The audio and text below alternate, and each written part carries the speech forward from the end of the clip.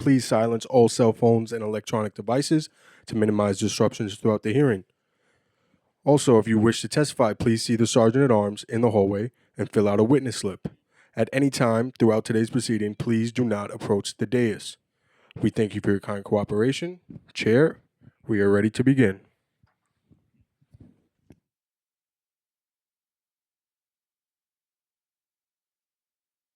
Thank you so much.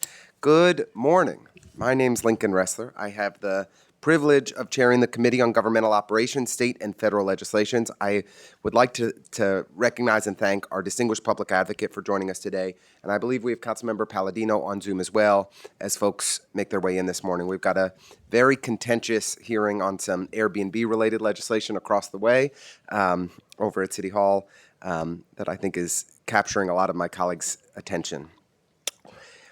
Every day, we hear more and more disturbing reports of federal ICE agents descending onto New York City, raiding vendors on Canal Street, ripping loved ones from their families at 26 Federal Plaza, and destabilizing communities all across our city. Just in the past week, ICE has reportedly disappeared a single mother of an 8-month-old in Bensonhurst, and I believe the public advocate was on the scene shortly after that occurred. ICE descended on an after-school soccer program in Sunset Park, and they snatched up neighbors in Bushwick. ICE is mobilizing in New York City, and it is getting worse fast. Trump's border czar, Tom Homan, said just this past week, in no uncertain terms, that the Trump administration will, quote, increase the enforcement presence in New York City because we are a sanctuary city. Across the country, from Los Angeles to Chicago, from Washington, D.C. to Memphis, from Portland to Charlotte, the escalation of federal outreach has been profoundly disturbing and a sure sign of what is to come here in New York City. It's no secret that come January, Donald Trump is itching to deploy the National Guard and disappear more of our immigrant neighbors from the streets of our city. We know this is coming. The question is what we will do to prepare effectively and protect our communities. We've convened this hearing today to discuss how New York City can get organized and be prepared to fight back against the Trump administration. But instead of being here today to discuss the future New Yorkers are facing, Mayor Adams is in Uzbekistan. Despite putting their names on a few lawsuits, Eric Adams and Randy Mastro remain so terrified of Donald Trump that they refuse to defend the immigrant New Yorkers who make up the backbone of our city. 2 out of 5 New Yorkers are foreign-born. This is the third time that this committee has held a hearing on the dire impacts that the federal government's actions are having on New York City. The third time the Adams administration has refused to show up. The message is clear. Eric Adams and his administration are not on our side. Every single member of the Adams administration should be ashamed to look at the empty chairs here today and this mayor's kowtowing to Donald Trump. The Adams administration has refused to create a plan to organize communities against this looming threat, but we cannot allow their abdication of responsibility to catch us flat-footed. As we look ahead, we need to prepare the most robust legal strategies to protect New Yorkers from Trump and his goons. We have been discussing with local elected officials across the country what we can do to get ready. In Chicago, Mayor Johnson signed an executive order preventing ICE from using city property or unwilling private businesses as staging locations for their raids. And Chicago Public Schools established a 24-hour student safety center to support students impacted by ICE actions. In Los Angeles, Mayor Karen Bass is coordinating philanthropic donations to support immigrant families facing the sudden loss of income. It's eminently evident that we must create robust communication channels to ensure rapid information sharing about the real-time threats that we are facing. We must invest in the community groups that are implementing localized plans to protect our neighbors. Already, our immigration chair, Councilmember Alexa Aviles, has led impressive outreach on commercial corridors to ensure small businesses know their rights and how to protect their workers. This is exactly the kind of work we should replicate citywide. The City Council is doing everything we can to invest safely in our communities, from making sure our constituents know their rights to increasing funding for immigrant legal services. But the Trump administration is making every effort to undermine the work we and our counterparts nationally are doing. Cutting off federal funding, sending untrained and aggressive police forces into our communities to wreak havoc, and spreading blatant misinformation just to stoke panic. And to make matters even worse, we're actually less safe as federal resources are redirected away from investigations into trafficking and terrorism and more. Trump's ultimate goal is to create fear and to turn communities against each other. But that's not what we do in New York City. Our history is rooted in a compassion and an openness, and we will always be the city that welcomes and protects our immigrant neighbors. With that, I'd like to thank our Governmental Operations Committee staff, Committee Counsel Jahari Frazier and Policy Analyst Erica Cohen for their thoughtful preparation for today's hearing, as well as my Communications Director, Neve Mooney, and my Chief of Staff, Molly Haley, who is absolutely brilliant. In the glaring absence of leadership from the Adams administration, we look forward to hearing from advocates and legal experts about their experiences and recommendations for how we can all work together to defend New York City against federal overreach. We will be starting with two city leaders who are not afraid to stand up to Donald Trump and who have been fiercely leading the charge to protect immigrant New Yorkers. Controller Brad Lander has put his body on the line, showing up week after week to support immigrants, trying to do the right thing, and attend their scheduled hearings at 26 Federal Plaza. Public Advocate Jumaane Williams has been a relentless champion for immigrants and vulnerable New Yorkers for decades. I'm proud to call them both friends, and we are fortunate to have them as our elected officials. With that, I would like to turn it over to our Public Advocate, Jumaane Williams, for an opening statement. Thank you, Mr. Chair. Now, you said a couple of decades for me, but you didn't say anything for Brad. I just want people to know that I'm younger, just to be clear about that. But peace and blessing, love and light to everyone. And good morning, Chair, and everyone is here. First, at the top, I think it's pretty disgusting that the mayor himself is not here, and he sent no one in his stead. His audition to be deputy president was not as successful. I just want to say wherever he is, I wish he would just stay there and put us all out of our misery. Just let Mayor Randy Maestro, I guess, do his thing until we can close this out. But it is disgraceful, and unfortunately, that is how he has led his administration. I wish he would have closed out less disgracefully, but he's chosen not to. He's confirming that every decision he's made is more about himself than the people of the city of New York. And I cannot tell you how hard that has been to watch happen in real time, particularly as a black citywide elected official to another more powerful black citywide official. He should be ashamed of himself. I don't think he is, which is part of the problem. We are in a situation, as you mentioned, Chair, where ICE agents kicked down the door we saw the video today, I think it was a couple months ago, to kick down the door of someone, a mother with children, at gunpoint. For our understanding, didn't show any warrant and may not have even had one. That is a line being crossed at this moment in time. Just this week, as you mentioned, I was with a family where a mother was duped into coming outside because she wouldn't open the door. And when she walked outside, you can see very clearly she had no concern, so she thought she was going somewhere, wherever the person called her from, and they kidnapped her from the street.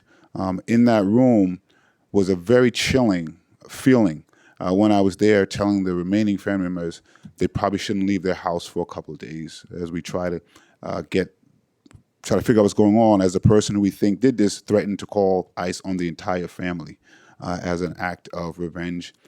That is chilling. It reminded me, although it's not as severe yet, but it reminded me of what people may have felt as they were trying to hide runaway enslaved Africans, or in Nazi Germany as they were trying to hide folks. That feeling, that fear in that room, as I mentioned, I don't want to act like the situation is exactly the same, but it is increasingly getting there. And it was just a chilling feeling to have, talking to those family members, saying you probably should not leave your house, and we have to find people who'll be able to get you some food if you need so. My official statement. My name is Jumaane Williams, the Public Advocate for the City of New York. Thank you, Chair Ressler and members of the Committee on Government Operations, holding this important hearing and allowing myself the opportunity to testify along my good friend, colleague in safety, New York City Comptroller Brad Lander. Brad, we've been doing this for a while. I woke up and became an AG, like OG, I said, overnight. I don't know what happened. I diet, so I try to. Anyway, every day the Trump administration pushes our city and the country deeper into it. Wait, let me pause. I just want to say I dyed my beard on Instagram, so it hasn't been something I'm hiding. Yeah, I'm into transparency. All right. the more serious topic, just again, every day the Trump administration pushes our city and the country deeper into uncertainty. Our social safety nets are being eroded. Our civil and political rights are being hollowed out and violated, including those woven into the fabric of our democracy and delineated in the Constitution of the United States and our Bill of Rights. The right to due process is indispensable, or should have been, to the American legal system, and is essential to individuals in this country, irrespective of whether they traveled, relocated, or were born here. Yet every day we learn of people being kidnapped from the streets in broad daylight, held in humane and safe conditions, and tricked into coming into court, and even spirited away by private plane to be jailed in countries they have no connection to. If we were discussing a country in the global south where individuals were incarcerated without trial by masked individuals who display no discernible affiliation to any legitimate law enforcement agency or office, we would be calling for UN peacekeeping intervention. The behavior of the U.S. Immigration and Customs Enforcement, ICE, not only breeds fear and distrust, but it also opens the door for bad actors masquerading as law enforcement officials, of which we've seen several instances already. We know that an active NYPD duty member is on trial now for being accused of calling ICE on someone that spurned his advances. Furthermore, the mobilization and politicization of the National Guard by the president on peaceful cities around the country is a gross violation of states' rights. Our republic fought for independence from overreaching monarchical rule. We cannot normalize this abuse of power. This is a constitutional crisis that was created by the felon-in-chief, number 47. As a city, we must continue to penalize and hopefully penalize financial institutions that reverse transactions in bank accounts held by the city of New York where no duly elected or appointed official acquiesced to a reversal of deposited funds. Be ready to file injunctions and lawsuits when federal actors do not follow the laws of New York City or New York State. And bear witness in the courts or in the streets and serve as violence interrupters when we see another human being forcibly detained without a judicial warrant. I look forward to working with Governor Kathy Hochul and finally a mayor that cares more about the city than themselves, Mayor-elect Zohran Mamdani, to protect New Yorkers from the overreaches of this federal administration. We must stand together in defending New Yorkers, our immigrant communities, and upholding the rule of law. And to anyone who hears this, we all have to do what we can, where we are with what we have. I reminded folks that in history, in times, moments like this, there are names we remember because they make the headlines, but there are hundreds of thousands of people whose names we will never know, but were equally as important getting past to it. So some people were able to just pray. They said they can show up with a sandwich. They can just be present. Whatever we can and are comfortable doing, we have to, although we do have to push past our comfort point a little bit. I'm looking forward to January. It can't come fast enough. And again, this administration is going to go down one with disgrace and shame, and it's just hard. There's just no way around it. But I know that our mayor has created a new world for himself in his mind where that is not the case, and he is a victim. He is not a victim. He has created a city full of victims. And it's just so shameful to watch. Thank you so much, Mr. Chair. Thank you so much, Mr. Public Advocate. We'll now invite Controller Lander up, and we have to swear him in because the Public Advocate is technically an ex officio member of the council. The Controller, though a former member of the body, does not have the same standing.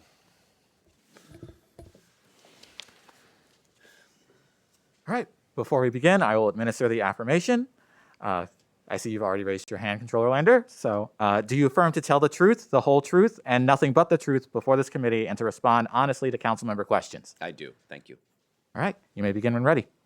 Good morning, Chair Ressler and Public Advocate Williams. Thank you very much for convening this critical hearing on protecting New York City from federal overreach. It's great to be in this new council hearing room, my first time in the fancy digs you have now.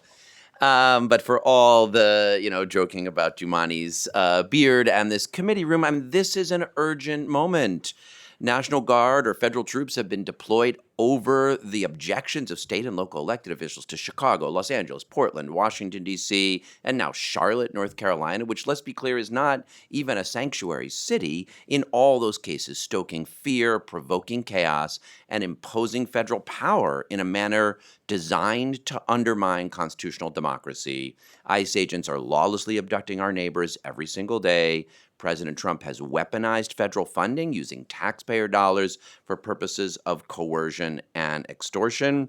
And now, in the wake of New Yorkers' election of Mayor-elect Zohran Mamdani, Trump and his administration are threatening to send troops here to further ratchet up ICE abductions and to cut off funds to which we're legally entitled. It is a critical moment for unified action by New York's local, state, and federal officials. And while, as the public advocate said, it has been profoundly disappointing that Eric Adams has utterly failed to stand up for New Yorkers in the face of this onslaught, and let's be clear, that's a key reason why New Yorkers utterly rejected him at the polls earlier this month. It is a critical time for unity, and it's just worth remembering that it's possible. I think part of what happens when the mayor absents the turf that he needs to be on is we forget how to work together. But watching in Chicago how when Governor Pritzker and Mayor Johnson work together and the city council rallies together, it's possible for people to stand up together, and it's unfortunate this hearing is, one of the first times there's an effort just to have concerted, coordinated government effort. Fortunately, a new day is coming, and you can already see Governor Hochul, Attorney General James, Mayor-elect Mamdani starting to work together. But that's got to be united with what you're doing here in the council, with what the city and state controllers are doing. This is a moment for New Yorkers to be united in our resolve. Federal overreach has primarily taken three forms: the aggressive abduction, detention, and deportation of immigrants without sufficient legal basis, the weaponizing and withdrawal of federal funds, and the deployment of out-of-state National Guard or federal troops without sufficient legal basis and over the objection of state and local officials. New Yorkers have already seen the first two, and now we're preparing for the third. I've got longer written testimony, which I won't go through all of here, but I'll just summarize in each of those three categories how New Yorkers can respond, what we can learn from folks around the country, and what it looks like for us to be more coordinated together.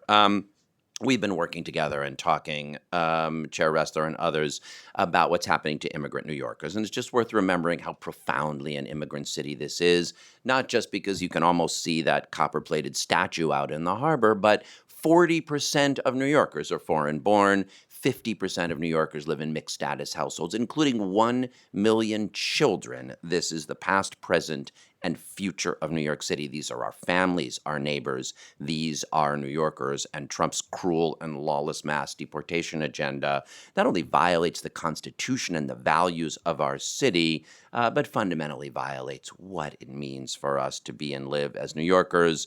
We have been seeing that for months now at 26 Federal Plaza, just across the street, where individuals who have been living here side by side, sending their kids to school, many have work authorizations or working in our businesses, show up as they are required by their notice to appear, present their case to the judge. In most cases, the judge says, "Thank you for coming. Here's your next court date. Take this piece of paper with you." And yet, when they walk out into the hallways, masked ICE agents who don't present a warrant, who don't identify themselves, who don't give any legal basis or grounding, rip families apart. I saw a man separated from his 8-month pregnant wife, siblings separated, real aggressive cruelty, and then people put in detention conditions that federal judges have said violate the Constitution. And I give some examples in my testimony, but I won't go into those cases here. You've seen time and again. It's 16-year-olds, families separated. They've been increasingly taking women and even children, all lawlessly, and so many of them New Yorkers. There's more that we can do as that gets ratcheted up. Tom Homan said this week he's about to flood the zone to send more ICE agents here. They've got a giant increase in federal funding to become the largest law enforcement agency in U.S. history. But fortunately, thanks to the city council and to many of the immigration advocates sitting behind me, last year's budget saw a major increase in funding for immigration legal services. And what people are doing, I have to tell you, every time we're doing court watching, I meet a new lawyer who's there providing defense. And 3 weeks ago, I saw Joel Camas be detained. 2 days ago, thanks to his lawyer, he was released. Carlos Lopez was an individual who was roughly grabbed and separated from his sister. Thankfully, Make the Road filed a habeas motion, and 2 weeks later, they were reunited. However, we didn't need habeas motions before, and so that's not a standard feature of city contracts for immigration legal services. Thankfully, some people have found the resources to step up and do it. And it is amazing the network of service providers, advocates, volunteers, mutual aid groups, and lawyers stepping up. What's needed now is flexible funding to get the resources the council provided and the state legislature as well on the ground to that network of legal representation and defense. Whether that means bringing those habeas motions or helping people start to move forward on an asylum application. Make sure they have a lawyer, because if you have a lawyer, that lawyer can request a virtual hearing, which means an individual doesn't need to go and make themselves vulnerable, like that family Jumani talked about who's in their homes. If they've got a lawyer, then they have the opportunity to pursue the rights they have under the Global Convention Against Torture without putting themselves at risk. Other cities around the country are doing this. In Los Angeles, the city coordinates rapid response effort while trusted community groups, unions, and mutual aid networks lead on the ground. In Illinois and Colorado, centralized intake systems gather key information and route people to the right help, reducing confusion in a confusing time. In Colorado, nonprofits partner with a vetted network of private immigration attorneys, because we need a lot more, through a shared platform, almost like a virtual law firm, which expands capacity by shifting straightforward cases to private counsel so nonprofit legal lawyers can focus on more complex deportation defense. And in Chicago, the mayor issued an executive order strengthening sanctuary protections, requiring clear officer identification and increased transparency around federal enforcement, coordinating a citywide legal defense of Chicago residents' rights. New York knows how to lead in a moment like this, and we have not been doing it because we haven't had a mayor taking the lead. But the council has provided the resources. There's legislation like Councilmember Hanif's Trust Act and the New York for All legislation at the state level. We can use best practices from other cities and states, but nobody's got a stronger network of grassroots New Yorkers on the ground, of immigrant-led legal organizations, of mutual aid, and of legal services. So my office is preparing a more detailed memo for the incoming Mamdani administration on how to coordinate with those legal service providers and across that network to deploy that city funding, and we will, of course, be glad to provide it to the council as well. Second, and I'll be briefer in the other two categories, the weaponizing and withdrawal of federal funds. Right after Trump was elected, my office released Protecting NYC, outlining all the places where we have federal funds that might be vulnerable. And when we uncovered that $80 million had been taken by Elon Musk, we forced the Adams administration to get into court. The law department is working diligently to get our money back, but is woefully understaffed. And now many more funds have been threatened. Trump has canceled or delayed $450 million in clean energy grants, $34 million in counterterrorism funding, millions in after-school and public ed program, $18 billion in infrastructure funding. We need more coordinated work. The mayor-elect has rightly pledged to hire additional attorneys at the law department and to work closely with Attorney General Tish James and Governor Hochul on more coordinated litigation to protect New York City's funds, and that's critical. What I'd urge the council to do as the budget process comes forward, we're about to start state and city budget process, and last year we talked about trying to get more coordinated, identifying all the funds, making a clear and transparent tracker. What is being upheld? What's the status of the various litigation? How are state and city officials working on it? What are we due? It's going to take months and in some cases years through litigation to get the funding we're owed. So what does the bridge funding look like to cover it in the meantime? In my tin cup remarks last year in Albany, I urged the creation of a city and state task force on financial defense, put some additional money in the general reserves, provide more transparent information about what's been paused or canceled or is at risk across city and state levels. And with more transparency and with the new budget season upon us, we've got a great new opportunity for the mayor-elect, the governor, the attorney general, the legislatures, the city council and the state legislature, and others to unite in a common budget defense of our resources. And finally, united action is needed as well in the face of the anticipated deployment of out-of-state National Guard and federal troops.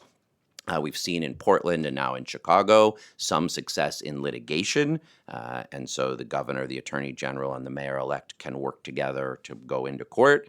We'll see how it goes for the mayor-elect Friday at the White House. Maybe there's a way to appeal to Trump's strange mercurial ego. But, I think what everybody saw happen on Canal Street shows why it is not going to go well for Homan or the Trump administration if they seek to do the same thing here. The folks who responded on Canal Street were not people who had downloaded the hands-off NYC instruction guide for what to do. They hadn't bought whistles in advance. They were just New Yorkers. And they know that when ICE does that, you show up, you get your phone on, you say, what's the basis for this arrest? You say, where's your warrant? And so many New Yorkers are already starting to do that. I joined Councilmember Aviles and Councilmember Hanif for work reaching out to small businesses. And they were managers and business owners were excited to learn that, okay, if an ICE agent comes into my store and they're just like the public, I have to allow them in. But if I just put an employees only sign on the break room or the bathroom or the supply closet, now they would need a judicial warrant to go in. We are going to be able together to show what it looks like when New Yorkers stand up. And we have been seeing that. I would urge people to go to handsoffnyc.com, download the resources, know what to do if someone shows up. We've been out in the streets together, and we are doing all this work in a spirit of patriotism, building a broad coalition, and in the tradition of witness bearing and nonviolent civil disobedience. I was just in that tradition court watching when I was arrested by ICE agents in June who deported Edgardo. I got due process and he did not. We were back again a couple of months later, along with the public advocate, 15 elected officials, and 100 New Yorkers. Some of us had our hearing earlier this week. And I said, I'm going to go to trial because the crime is not what we were doing in the elevator lobby. The crime is what ICE agents are doing on the other side of those 10th floor doors. And New Yorkers are going to stand up and fight for and insist on the rule of law. One more tradition that's in is our tradition as New Yorkers under occupation by federal or foreign governments. Next year we will celebrate the 250th anniversary of the founding of this country. And just 6 weeks after the founders signed the Declaration of Independence in Philadelphia, British troops were sent here to occupy New York City. And after the Battle of Brooklyn, for 7 years, they detained New Yorkers. They did harm to property. They had martial law, harsh conditions, cruel detentions, occupied our city. And New Yorkers resisted tyranny then, and New Yorkers are resisting tyranny now. Let's act together so that when the history books are written, they reflect that Trump's tyranny began to fail when he tried to occupy New York City in the weeks after New Yorkers elected Zohran Mamdani, the first immigrant mayor in generations, our first Muslim mayor in history. And New Yorkers remembered who we are, what it means to wake up every day in this city with that copper-plated statue in the harbor and relit the lamp of liberty for the whole world to see. Thank you very much for convening this hearing and for reminding New Yorkers how we stand up together. Thank you so much, Controller Lander, for that inspiring testimony, and the very same to Public Advocate Williams. I believe we're going to lose you in a couple minutes, so maybe I'll just start by asking a question or two of our Public Advocate and then shift to the Controller. Public Advocate, have you heard anything about kind of what City Hall, what the current administration has been planning to prepare for an increased federal enforcement in New York City? Have there been any conversations with your office? Officially, absolutely not. I would say I believe the number one problem with the protection of New Yorkers was the mayor himself. I think he just had no desire in putting any infrastructure together and organizing people to put a structure in that can provide the safety. And part of that, by the way, is I acknowledge that the tools are limited for the mayor, but just having a mayor speaking about what he wants to see or speaking about the need to protect New Yorkers against this type of tyranny would go a long way to communities that are feeling afraid. Not seeing their mayor say anything, or worse, citing and putting the red carpet down for this president to harm them made things exponentially worse. thankfully, there, excuse me, there are people who care about the city that worked in this administration. And so I had certain conversations with certain folks about what we can do and how we can do it. I did hear that the mayor was doing things to try to help folks in specific individual cases. So I don't want to say, absolutely nothing.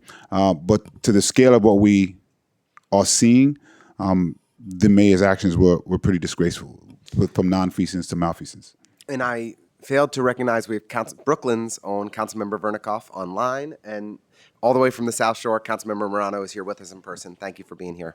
And as we look ahead 40-something days out from the next administration being sworn in, are there kind of core areas in a blueprint that you're looking for from the Mamdani administration in how we're looking for leadership to help keep New Yorkers safe with this increased federal presence happening?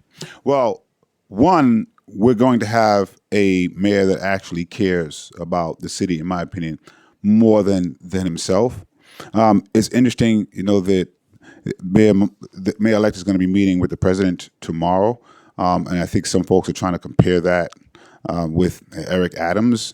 And I want to be clear, because I've always been clear, you have to meet with everyone. You have to try to work with everyone, including President Donald Trump. I said that even when the mayor was going to meet with him.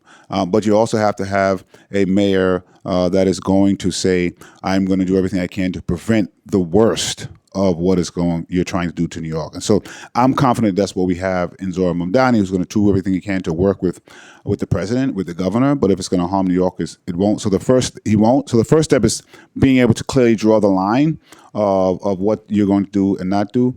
The second is, excuse me, as you alluded to, I think there's going to be a mayor that's going to actually try to work with the partners. So there are 3 citywide elected officials, 4 if you count the speaker. There are borough presidents, there are council members, there are advocates who I think are waiting and have been waiting for a mayor who would try to work with us to see what it is that we can do and how we can work together.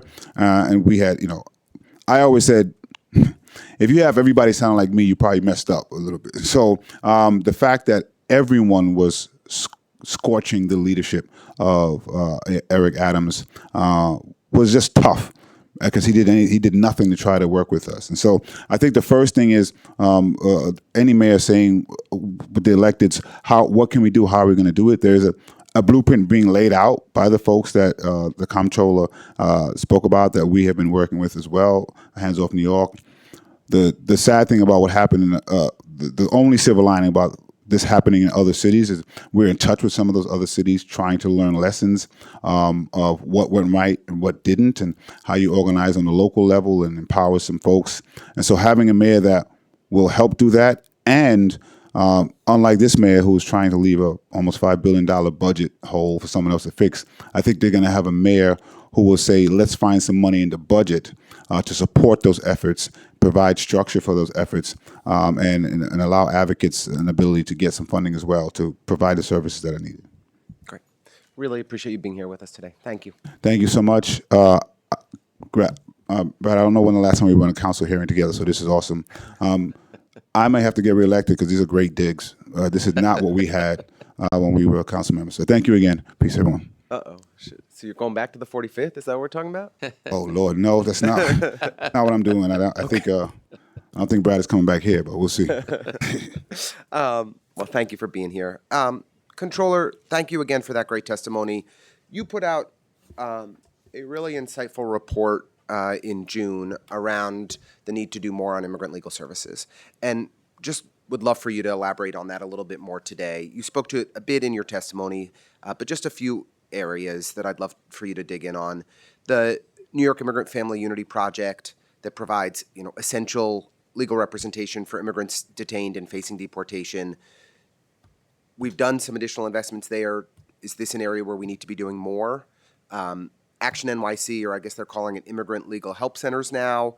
They no longer have a presence in schools, libraries, hospitals, which is a major concern for me and you. What impact do you think this is having on our ability to reach and support immigrant neighbors in need? Let me pause on those two for now. Yeah, super. Thank you. And it's great to be here with Councilmember Morano and now Councilmember Brewer as well. So yeah, both of those are really critical areas. I mean, I was proud when I was a council member that we started the New York Immigrant Family Unity Project under then Speaker Melissa Mark Viverito. But of course, at that time, it made sense to back end the folks who got representation to the moment when you might be facing detention on, your asylum or deportation case, and that meant on the front end there just haven't been that many resources. One small area where I will give the Adams administration credit was they created the Asylum Application Help Center when so many people were arriving here. And a lot of people got some pro bono legal assistance to file their asylum application or maybe seek special immigrant juvenile status. Unfortunately, that was shut down. So there is no longer that, what people sometimes know as the Catholic Charities Facility or the Asylum Application Help Center.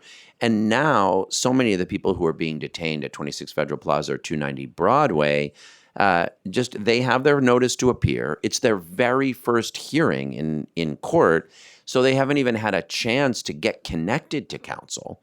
And in many cases, that's what the judge says. The judge says, okay, this is your first hearing. Thank you for coming. I'm going to give you 6 months to find a lawyer.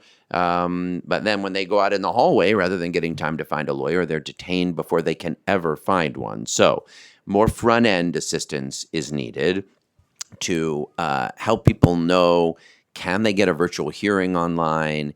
If they do get detained, to get connected to someone that can file a habeas motion in federal court.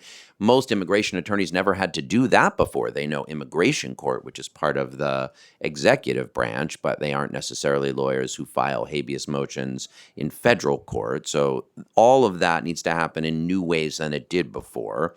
And a big part of that is exactly the outreach that you're talking about, because where are people going to learn about that? Well, it's precisely in libraries, in public schools where their kids are going, and the kinds of institutions and community organizations that immigrant New Yorkers have relationships to. But unfortunately, the Adams administration has pulled back the provision of services in those places. So yes, you guys allocated $50 million in the budget. Some of that has been put into contracts, and that is good, but there's still the majority of it remaining that could go back into things like what were the Action NYC deployment of resources to public libraries, public schools, where there's a substantial number of folks.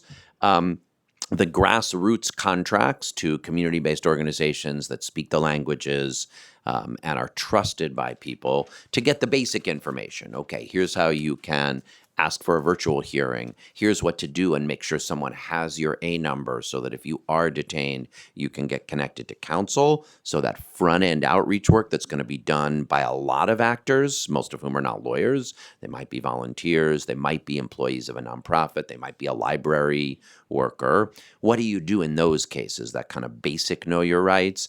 And then that has to be connected to additional resources on the back end so that if you are detained, how can you quickly get connected? Because if they move you out of New York to a different detention facility, now we can't, New York-based lawyers who are just licensed here and not in Louisiana or wherever it is, can't bring the habeas motion. So then the connection between the front-end resources and the network of legal service providers, that really is what the city, through either Mayor's Office of Immigrant Affairs or could do, is to coordinate that network more effectively. That's very insightful. Relatedly, you've advised that we should be doing more around training frontline workers across the city of New York, those workers in our hospitals, in our schools, in our shelters. What do you think that looks like? How do you think we should be approaching providing more technical assistance and support so that city workers and city contracted workers know what to do when interfacing with ICE and, in the months to come? Yeah. One person I want to praise here, and I do want to talk about how leadership matters, is the current schools chancellor, Melissa Ramos, who I think a lot of us didn't necessarily know before, but who has shown what it looks like to say our schools are going to show up for our kids. But the guidance that City Hall has provided is confusing to frontline workers about what to do. And it's not a simple situation. If you're a school safety agent and you're sitting at the desk in front of a school and an ICE agent shows up and says, I'm coming in the school, what you're supposed to do is say, do you have a judicial warrant? And if they don't, say, you can't come in the school building. But I mean, are they supposed to call NYPD? Is NYPD supposed to show up and reinforce and say, you can't come in the school building? And thankfully, those interactions have not yet happened in the school buildings. There have been New York City students detained, but not, but everybody just needs to. We received reports last week of ICE at an after-school program at a Sunset Park school. So we're getting closer to these situations becoming And very this is a good example, so maybe they don't literally come in the front door, but they're waiting at the after school athletic facility so these are the things that just have to get made a lot clearer to school personnel, to public hospitals, to folks at places like public libraries, to basically understand the situation. And everyone needs to know a few things. But then you need to have the quick ability to have maybe a hotline so that you can quickly call and say, here's the situation. How should I respond? And then I do think the role of NYPD here is going to be critical and needs to be clarified. I mean, a year ago, if we had said, what will happen if masked people come and don't say anything, don't identify themselves, don't present a warrant, and grab New Yorkers off the streets of our city, we would have said, well, that's kidnapping. And what I would expect is the NYPD would come and prevent the kidnapping and not let, and if the kidnappers don't prove that they are, duly licensed federal agents and have a lawful reason for the arrest, to arrest them. That's kidnapping. How are people supposed to know in the current situation if that really even is a federal officer and if they have any lawful basis for the arrest? So what are NYPD officers supposed to do in that situation? We know they're not supposed to participate in the civil enforcement of immigration proceedings. But on Canal Street, it seems they knew what was happening. They were there, and they just stood back. There needs to be more clarity. And what I would like to see is for NYPD to make sure that really is a federal law enforcement official and that they have some legal basis for the detention. If they do, and it's out in public and not on city facilities, then they can't intervene. But what if it's not? What if that's a U.S. citizen? What if they've got the wrong person? What if they're violating the law? Yeah, even more troublingly, it appeared that the NYPD received advance notice of what happened on Canal Street and failed to intervene or to protect New Yorkers. Including, I think there were 4 U.S. citizens that were detained on that day, therefore, with zero legal basis.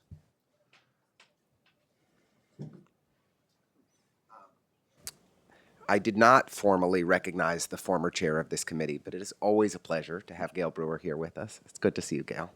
And I have 1 or 2 more questions for the controller. I'm going to pass it over to Councilmember Morano, and I'm going to get some questions from somebody on Zoom as well. Go ahead. Thank you, Mr. Controller, for your testimony and for appearing today. I represent Staten Island's South Shore, which is a community, as you know, that values public safety, fiscal discipline, and fairness. And I have a few questions about how your office views federal involvement and what the fiscal implications are for New York City. Since you guys were focusing on immigrant and sanctuary policies, let me follow up on that. Has your office analyzed the financial impact of refusing to cooperate with federal immigration detainers, particularly for individuals with serious criminal records? Is the city spending more money holding and processing people we could remove at the federal government's expense?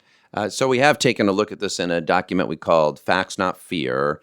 And what I'll say is, New York sanctuary laws do permit cooperation with ICE where someone has been convicted of a serious or violent offense.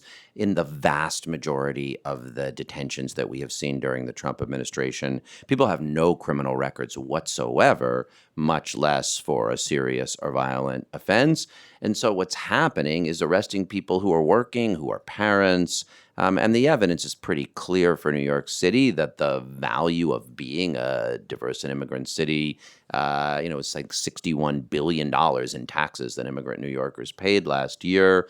There's also national studies that show that sanctuary jurisdictions are safer on average, have fewer property and violent crimes per 10,000 people. I think it's 35 fewer crimes per 10,000 people, and actually have higher median income, higher tax base, and higher employment levels than non-sanctuary jurisdictions. So while I agree with you that where someone has committed and been convicted of a serious or violent offense, that is a place the law allows, some cooperation. The overwhelming majority of what is happening here does not fall into that. What is the cost to New York taxpayers when the city obstructs federal removal efforts and those individuals then reoffend? Well, that has happened in very, very few cases. So I don't know that you could even tally the cost. The vast majority of people who are being abducted, detained, and deported have no criminal offense whatsoever. And interestingly, in one of the very few cases that the Trump administration pointed out, it was an individual who had actually been arrested, was in, not in New York, but was in, I can't remember which state it was, prison. They were then deported. And then they wound up back in the country and committed. So honestly, it would have been better if that detainer had not been honored, if that person had served the sentence in the state court for the crime that they had been duly and legally convicted of. Like, that's what the rule of law looks like, is when state and local law enforcement investigate crimes, not civil immigration.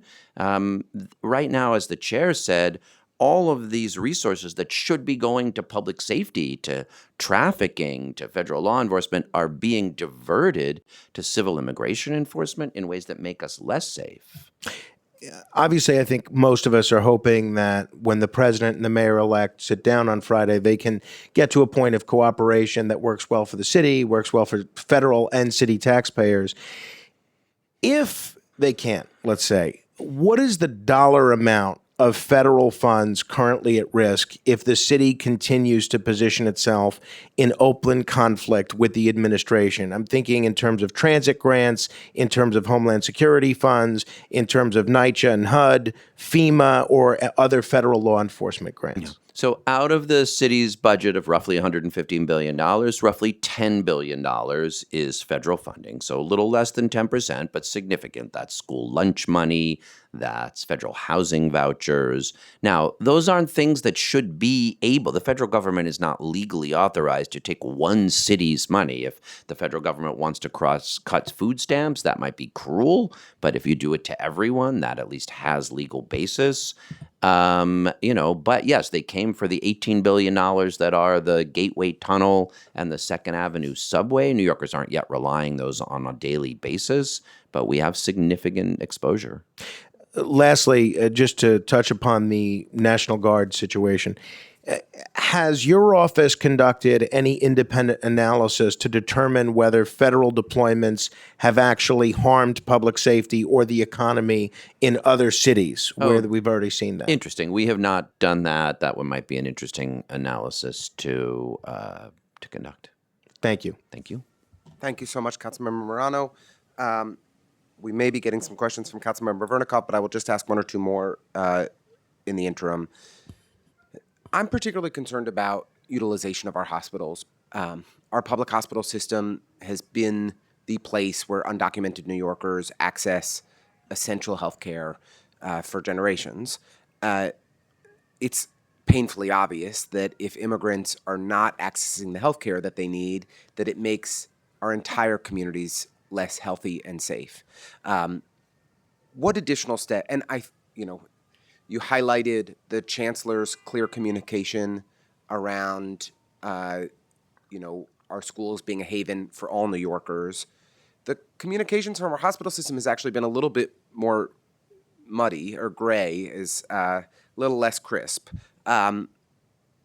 What do you think we need to see from our hospitals to ensure that New Yorkers know that this is a safe place to access the care that they need? Yeah, this is a great point, and it's obviously true for health and hospitals, for our public hospital system, but our private hospitals as well have emergency rooms. In many cases, people go there because that's the closest place to go if you've got a life-saving incident.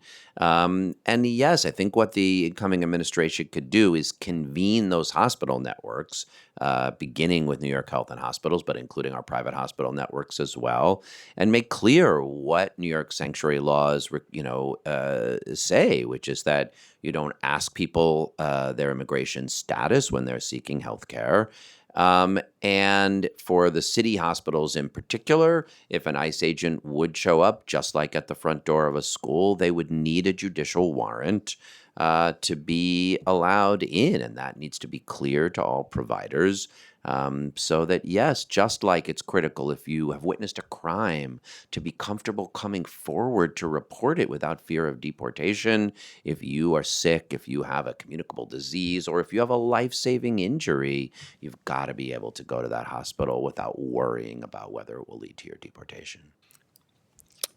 One of the things that I've been intrigued by is in Los Angeles, Mayor Bass has coordinated philanthropic support and cash assistance for families that have been ripped apart or individuals who are unable to go to work as a result of ICE raids and the National Guard presence. And just wondering, is this something we should be exploring? Do you know much about what's been happening there? Any thoughts on that? Yeah, we looked into it a little, and we actually, this is one other area where there was some coordination between the Adams administration and my office. I worked with then Deputy Mayor Williams Isom to convene philanthropy, and they raised about $5 million to go to some of the especially grassroots and frontline groups, like the group that was showing up at Port Authority, originally called the Artisan Activist Collective, that's now become Rock New York.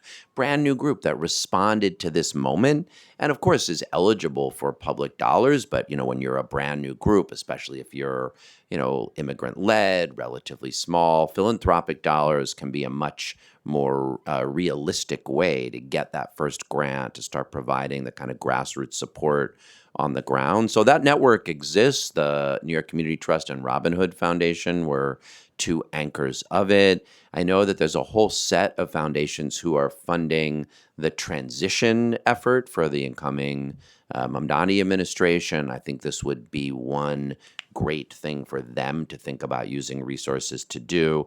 Again, what's beautiful, if we've got coordination like you're leading today, but also like the mayor-elect can then direct in partnership with the governor and the attorney general, is to get our arms around the whole network. Because for those folks to put folks in libraries is a good use of city dollars, but for grassroots immigrant community-based organizations to speak the languages of their neighborhood and can show up at that after-school program, that's more likely to be a grassroots group affiliated with the local church or soup kitchen, and those are perfect places for philanthropic dollars to help provide support. That's very helpful. And you've, I think, spent about as much time as anybody at 26 Federal Plaza over the last number of months who isn't providing legal assistance. Could you just advise on what you've been seeing recently? Any trends, shifts, anything notable that New Yorkers should be aware of? Yeah, first I do want to praise the folks who have been spending a lot more time than I have there, who are those legal service providers like Allison Cutler and Ben Remy from Nycc and the lawyers from Make the Road. If you wanted some detailed kind of point of view, the FAQ podcast that Allison and Ben did a month or two ago really digs into what's going on, and I think provides, because it does keep shifting. I will say in recent weeks, the pace of detentions appears to have dropped a little. We don't have good data, but just now it's still taking place, and there are still some awful abductions, and some of the folks that were the most violent have been put back on the job. Now, that may be because they're putting more time out into communities. We saw what happened in Sunset Park, uptown in Morningside Heights, out on Canal Street. It seems like more resources are starting to go out into neighborhoods. But it is continuing to take place that, after people's hearings, there are detentions. After some check-ins, there are detentions. I mentioned Joel's case. That was a check-in on a SIJ case, special immigrant juvenile status. There was no reason for that detention. So this is a place where there's not good transparency, so we don't yet have all the numbers that will help evaluate it. And they seem to be moving people more quickly out of Federal Plaza, either over to Delaney Hall in New Jersey or to other facilities around the country. With that, unless anything else from you, Frank, you're good. Really want to thank you for being here. Thanks so much for convening and just this your hearing. really exceptional leadership on this issue. It's been, I think, heartening to New Yorkers across the city. Thank you very I much. appreciate you convening this hearing. Thank you. Appreciate it. We are going to now shift to members of the public. I have to read this statement. I got it here. I have to read a statement that I will try to read as fast as I possibly can, but they tell me I have to do it. I now open the hearing for public testimony. I remind members of the public this is a formal government proceeding and the decorum shall be observed at all times. As such, members of the public shall remain silent at all times. The witness table is reserved for those who wish to testify. No video recording or photography is allowed from the witness table. Further, members of the public may not present audio or video recordings as testimony, but may submit transcripts of such recordings to the Sergeant of Arms for inclusion in the hearing record. If you wish to speak at today's hearing, please fill out an appearance card with the Sergeant of Arms and wait to be recognized. When recognized, you will have 3 minutes to speak on today's hearing topic. If you have a written statement or additional written testimony you wish to submit for the record, please provide a copy of that testimony to the Sergeant of Arms. You may also email testimony to testimony@council.nyc.gov within 72 hours of this hearing. Audio and video recordings will not be accepted. With that, we're going to start with some veteran leaders. Former commissioner, most notably, and general, Lori Sutton. It's wonderful to have you here today, representing the National Service Leaders for America. Jason Forrester from the National Security Leaders for America. I may have missed it. Maybe it's National Security Leaders for America for both. I apologize. We have Katie Bishop from Five Borough Veterans and Michael Matos from Five Borough Veterans as well. Thank you all for joining us.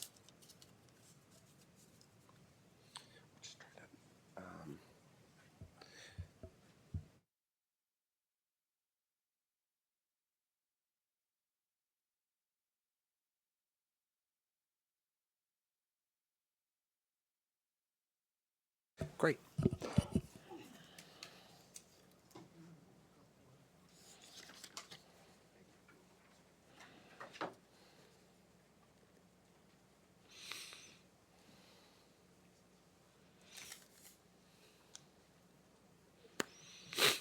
We can go in whatever order you prefer, or Commissioner, former Brigadier General, whatever order you prefer. Thank you. Okay, great. Good morning. Chairman Ressler, council members, Mr. Lander, if you're still here. I'm Jason Forrester, and I'm representing National Security Leaders for America, a bipartisan, all-volunteer organization of national security leaders established in 2021 Great. to counter growing threats to our democracy. Today, I'll address the dangerous possibility of deploying National Guard troops for domestic policing in New York City. Before my presentation, allow me to offer some relevant background information. Starting almost 20 years ago, I was an advocate for the National Guard in the context of their heavy utilization during the wars in Iraq and Afghanistan. Later, I was appointed by President Obama to serve as a Deputy Assistant Secretary of Defense, where I developed manpower and personnel policies for the Guard and Reserve. Now to the heart of my testimony. Misusing the National Guard to police our streets is dangerous to our democracy, ineffective at reducing crime, and potentially unlawful. First, it's dangerous. Using the National Guard for policing blurs the line between military and civilian authority. Our troops swear to defend the nation against external threats, not to patrol our neighborhoods. A recent Pentagon memo establishes something deeply troubling: a permanent, federally monitored civil defense quick reaction force which has 500 personnel per state, identical riot gear, and monthly federal reporting. This weakens the authority of governors and normalizes what should be exceptional. Federally commanded armed soldiers on city streets chill free speech. They intimidate residents, and they discourage civic engagement. When we normalize such patrols at home, we weaken the trust that keeps our democracy strong. Second, it's ineffective. Guard units are not trained for community-oriented police work. Also, the data doesn't support deployment since New York City is experiencing declining violent crime rates. Effectively addressing crime requires well-funded civilian solutions, and deploying troops ignores root causes and risks making matters worse. Third, it's potentially unlawful. The Posse Comitatus Act makes it a crime to use the military as a domestic police force. The President can federalize the Guard under the Insurrection Act, but only for narrow conditions. Ordinary street crime doesn't meet this threshold. A federal judge in Los Angeles found Guard deployment was improper because there was no rebellion and civilian law enforcement was capable of handling the situation. In addition, cross-state deployments without a governor's consent violate state sovereignty. In conclusion, domestic use of the military must not outpace the law. New York City deserves real public safety solutions, not a military occupation. I urge you to support law-bound, governor-led actions to prioritize de-escalation over coercion and to demand transparency and oversight. The National Guard should defend the nation, not patrol its neighborhoods. Thank you very much. It means a great deal to have you here today, and thank you for that really compelling testimony. Chair Ressler, distinguished committee members, community leaders, advocates, and friends. Thank you all for being here and for your leadership and commitment to making New York City a place with space and grace for all to claim lives of passion, purpose, dignity, and respect.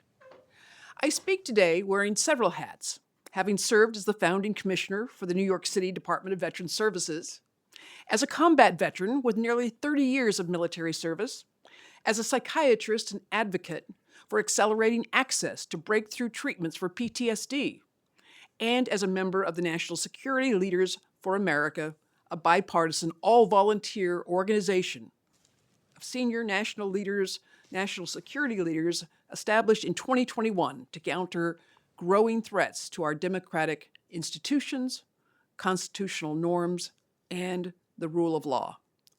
The recent election should remind Americans of what New York has always embodied: resilience through diversity. Mayor-elect Mamdani cannot govern alone. He'll require stable, cooperative, intergovernmental relationships to govern effectively, as well as alliances that span neighborhoods, faiths, and political tribes. He'll need a civic resilience strategy to prove that democracy still works when citizens choose cooperation over chaos, that New Yorkers can mobilize to protect the city from federal overreach. Ensuring that federal authorities adhere to long-standing norms is a bipartisan imperative, regardless of who occupies the White House. The principles at stake are constitutional, not partisan. Federal overreach is far from theoretical. We have already seen the opening moves in cities across the nation, including improper use of the National Guard for routine policing. This dangerous overreach undercuts military readiness, flouts the rule of law, and does nothing to address the root causes of crime. These are not the actions of a federal government engaged in normal policy disagreements. These are signals designed to destabilize trust, sow fear, and divide communities. New York cannot afford passivity, nor can it rely on hope. It must respond with structure, discipline, and unity of purpose. This is why I urge the creation of what could be called Operation Gotham Strong, a comprehensive multi-sector strategy designed to defend the city's local autonomy, strengthen public confidence, and protect vulnerable communities. Key elements include: 1, create a civic resilience coalition. Designed to coordinate safety, communications, and service continuity, the mayor-led coalition's first action could feature a public signing ceremony for a rule of law compact, pledging obedience to orders, zero tolerance for vigilantism, and full protection for press and election staff. Earning the trust of all New Yorkers is of utmost importance, no matter whom they voted for mayor. 2, adopt a Truth in 30 communication standard. Rumor spreads fear. Fear fuels authoritarianism. New York should commit to releasing verified information within 30 minutes of any viral rumor, federal action, or safety threat. False claims about raids, curfews, or unrest would meet immediate multilingual facts through Notify NYC, 311, municipal social media, and community radio. 3. Rebuild trust, confidence, and cohesion. After years of political whiplash and venal corruption, New Yorkers need proof that government can function under extreme duress without capitulating or collapsing. If New York governs with calm, clarity, and resolve, it can model civic resilience and sustainable democracy for the entire country. In closing, New York is entering a struggle that is larger than one city and larger than one mayor. It is nothing less than a test of whether American democracy can withstand a federal government willing to intimidate and harm its own citizens. Recent federal actions risk undermining the normal cooperative relationships between federal and municipal authorities. Such actions, if expanded, could interfere with normal governance processes and undermine confidence in election administration. But New York has a chance to prove the opposite, that civic resilience is still possible, that governance can outlast grievance. Rising above the din of politics as usual, New Yorkers must meet the demands of this moment, together, with unwavering strength and shared purpose. Thank you for your leadership in addressing these critical challenges. I look forward to your questions. Thank you so much. Good morning, Chair Ressler, Council Committee members. My name is Michael Matos, and I serve as the president of Five Borough Veterans, an independent organization that advocates for New Yorkers who swore an oath to defend the Constitution and their loved ones. We are here because federal overreach is not merely a policy dispute, but a direct threat to our safety and our democracy. As a Coast Guard veteran, I know that credible authority demands transparency. That is why the use of masked, unidentified federal agents in unmarked vehicles is unacceptable.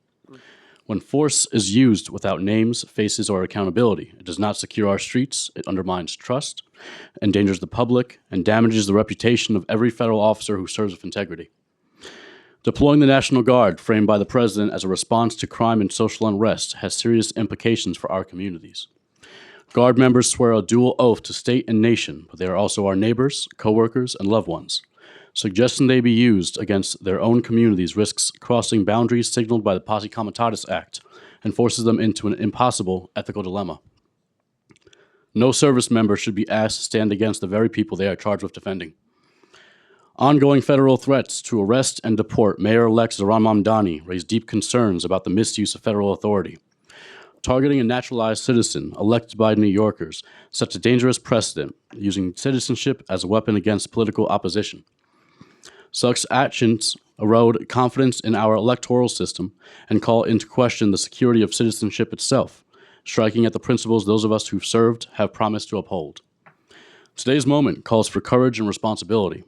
The constitutional principles that safeguard this city and the integrity of our democratic process all depend on active leadership. Veterans from all 5 boroughs remain committed to protecting our people, just as we did in uniform.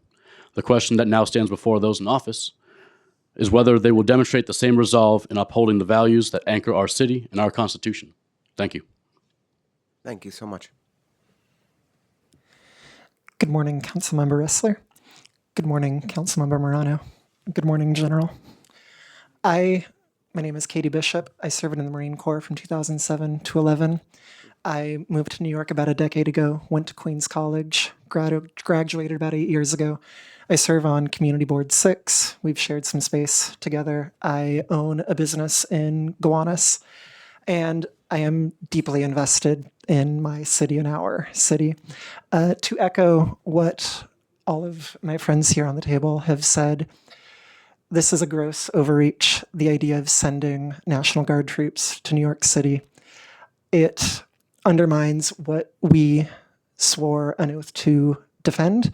We swore an oath to defend the Constitution, to protect our nation from enemies, foreign and domestic. And we should not be using these resources on our city streets.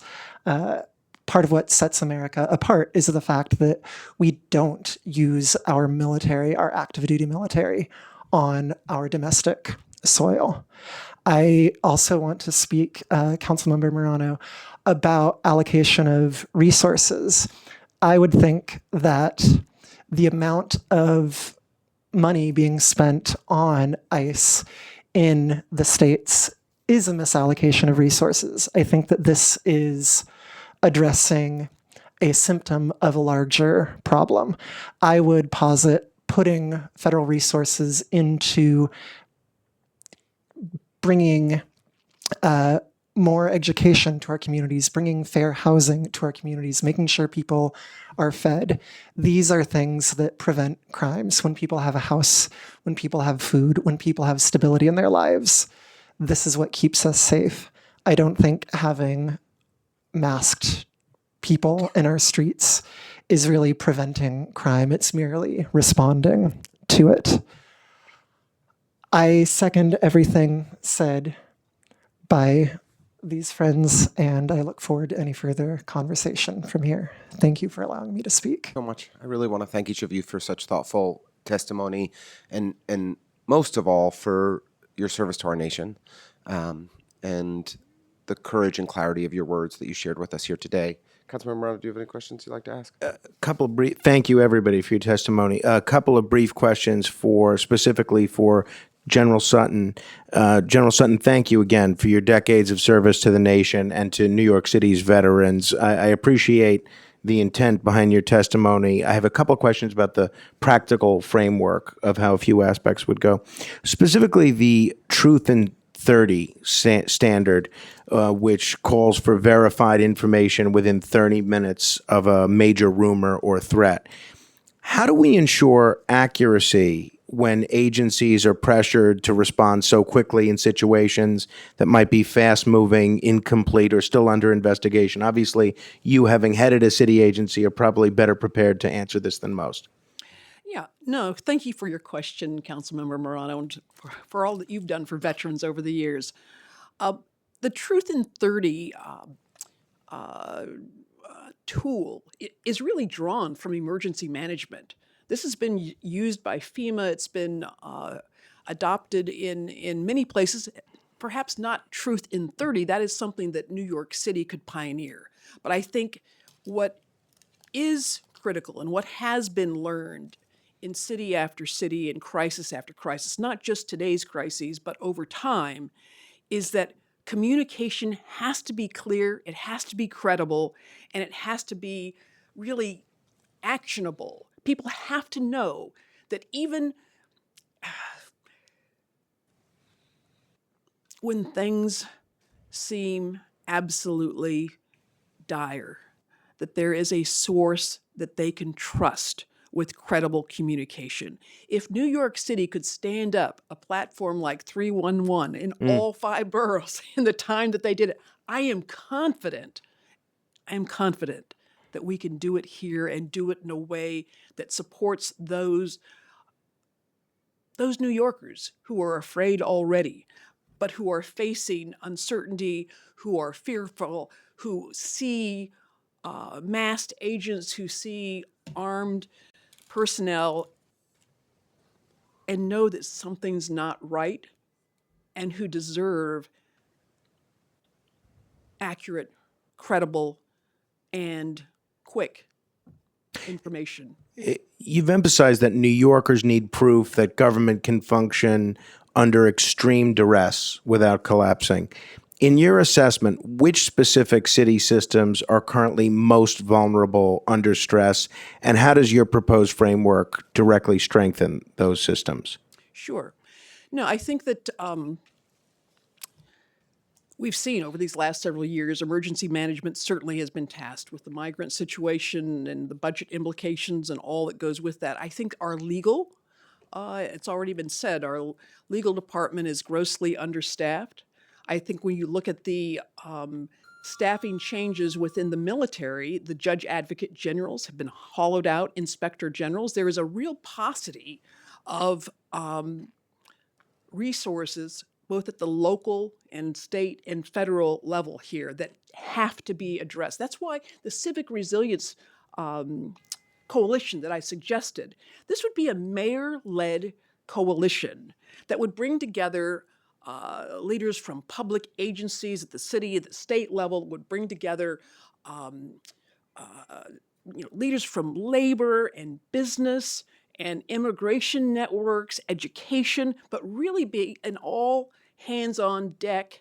Talk about a quick reaction force. This could be a civic tool that could build confidence, build trust, and shore up those agencies and resources that are really under duress.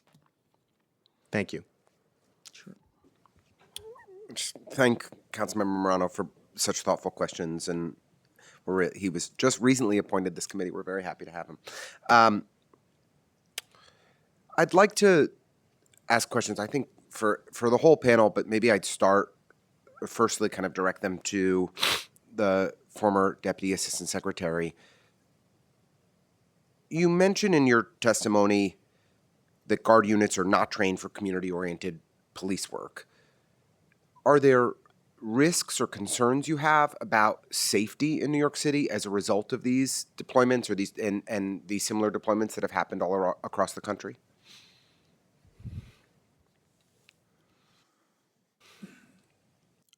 There certainly are examples in our history where the utilization of the National Guard for policing purposes has gone awry. The most prominent example being 1970 at Kent State, which is obviously a well-known, unfortunate example.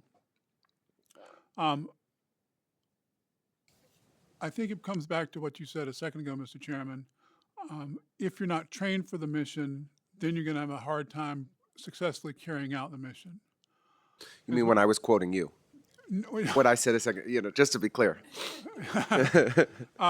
So no, I do believe that to reiterate my testimony, if they're not well trained for it, then that could easily end up in situations where you have a dangerous situation with the use of force by soldiers who are not properly equipped for it. I mean, I'll give you one quick example. When you look at Washington, D.C., in terms of how the National Guard has been used there, one of the most common descriptions of how Washington, D.C. is used, or how the National Guard troops have been used in Washington, D.C., has been for things such as protecting storefronts, picking up trash, and doing lawn care, which sort of boggles the mind. But I think it partly gets at Lawn care, really? Yeah, really lawn care. I think it partly gets at the general subject of you don't want to put people in a situation where there could be this kind of friction between the population and the armed element. Yeah. I mean, to play devil's advocate a little bit, Governor Hochul and governors before her have deployed National Guard into our subways and in other areas in the city when there's been a concern about public safety. When those deployments have occurred, you've heard questions raised about, are these people trained for this kind of work? Is this actually beneficial for deterring criminal acts? Is what's happening, is that a different approach than what's being considered here? And why is this a more concerning model that the Trump administration has kind of activated?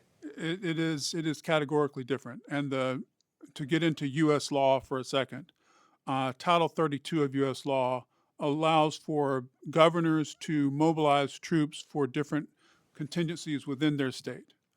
Title 10, on the other hand, is the utilization under federal purposes. So on the surface, it is something that I think gives a lot of people pause, as you were saying a second ago, regarding troops being in situations that we're not accustomed to having them. The utilization of those troops under the governor's authority, which I would I would strongly emphasize that piece, because this is not what we're talking about in terms of the possible federal use of forces, for instance, through this quick reaction force is one example. But the utilization of those troops, as anyone who's gone through Penn Station or Grand Central, these troops are providing presence.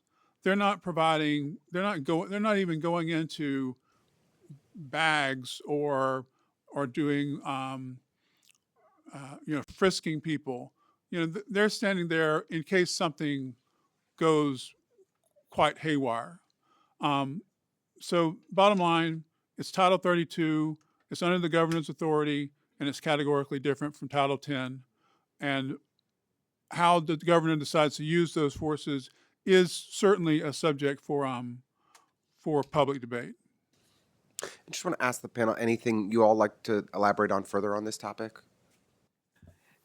Just to build on what Jason's been saying here, after 9/11, New York stood up Task Force Empire Shield, and those are the troops that we see in the subways. Those troops are trained to coordinate with local NYPD and state law enforcement. What happens when troops are federalized and thrown into a crisis or a law enforcement situation? The federal forces use, they apply different policies, federal policies. They have different tools. You risk using federal intelligence tools, for example, of surveillance and other capacities,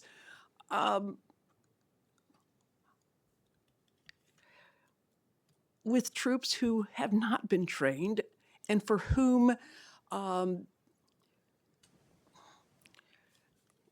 bad things can happen. Yeah. And as has been said across the panel here, this is not what troops have signed up for. There's been anecdotal evidence to this point. We'll have to see over time. But I've heard of a number of troops who are making decisions around the kitchen table about whether to stay in uniform. That's both active as well as the Reserve, National Guard forces. I've heard of, very high-ranking folks, turning their back away from a promotion to flag rank, admiral or general. This is a tremendous waste of resources if this is allowed to continue. And I think that, let's just be clear. Cities should not be used as military training sites. Yeah. Nothing good comes from that. Americans, New Yorkers, are not the enemy. And finally, we cannot have National Guard troops mobilized and deployed to do routine law enforcement. Their role is for, as we saw after Superstorm Sandy, as we saw for the epidemic, as the pandemic, as we've seen with the infrastructure needs here in a city like New York, the hospitals, the power grids, the water plants. This is what our National Guardsmen are trained to do. It's what we do. We live to serve. And I think New York City is in a good position to uphold the rule of law, to protect constitutional safeguards, and to do so in a way that makes it clear, in a New York way. We don't do fear. We do planning. We do preparedness. We do protection. Yep. And, if we can protect the rule of law here, we can protect it anywhere. Yeah. Very well said. Thank you. Mr. Matos, do you want to add something? One small note, just to give a context. So our constituency does make up of members in the National Guard that in this present moment feel they don't have a voice because they're in service. Right. So that's why I'm here to speak on their behalf. A lot of these folks, especially lower enlisted, are concerned. As the Trump administration and federalization comes into scope, they're trying to figure out, am I going to be used against my own communities? Am I going to be used against my own families and my own neighborhoods? And that's a very unfortunate situation for us to be in. I joined the military at 18 years old, right out of high school, and all I wanted to do was give back to my community and protect those folks that I care about the most. I can't imagine being in those shoes now, where they're now wondering, am I going to be able to protect them, or am I going to be used against them? And that's why we are here today, to ensure that this doesn't happen. So thank you for your time. Incredibly powerful. I had one final question before I let you all go, and I am just so grateful for your time and your expertise here today. Vice President Vance has stated that the Trump administration is considering kind of utilization of the Insurrection Act of 1807 to get around some of the recent court orders that have been issued so far to place limitations on how the National Guard can be activated. Any suggestions for how New York should be prepared to respond to that that you'd like to advise on? And if you wouldn't mind, just. Thank you. I'll keep it short. I would start by saying that the conditions are not met for us to utilize the Insurrection Act. We do not have the kind of lawlessness that would merit using this element of law. I would also say that what's going to be critical going forward is to maintain transparency, to maintain accurate communication. That's why I suggested the Truth in 30 tool, to convene a civic resilience coalition, and to demand citywide, we as leaders must provide transparency, accountability. There must be legal resources to both protect individuals and families, as well as to protect the institutions and the provisions of the Constitution. And we have to have after-action reports, independent, that evaluate the use of force. New Yorkers need to know what the rules of force are. It has to be independent. It has to be, in terms of the evaluation, there has to be transparency and accountability. And to the extent that New York does what New York has long done, and that is to rise up in the face of overwhelming challenge, I'm confident that we can do this again. I am, once again, just incredibly grateful for each of your service to our country and for the courage and the clarity of your convictions that you've articulated today. I certainly appreciate it, and I really want to just thank each of you for being with us. Mr. Forrester, former General Sutton, and Mr. Matos and Ms. Bishop, thank you each. I really appreciate it. Thank you so much. We have two more panels, so really appreciate everybody's patience. Hope it maybe stretch into three. We'll now invite Quinn Raymond from Protect Democracy, a former constituent. We still love you anyway. David Moss from the Legal Defense Fund, Deborah Lee from the Legal Aid Society, and Susan Lerner from Common Cause. Thank you so much.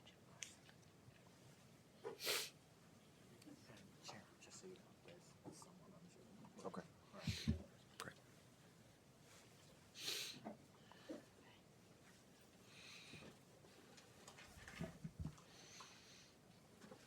Even when people leave the 33rd Council District, they're allowed to testify, Maybe you could move back. You could move back. All right. It was heartbreaking. No, we don't. Members of the public. Good. You all can go in whatever order you all feel so moved. Thank you.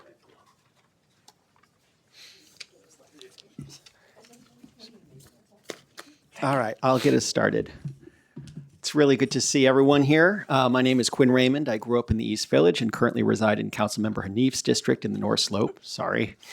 Yeah. I'm a policy advocate at Protect Democracy, a national cross-ideological nonprofit dedicated to defeating the authoritarian threat. Our experts use litigation, advocacy, research, and technology to stop the consolidation of power, defend dissent, protect our elections, and build a thriving multi-party democracy.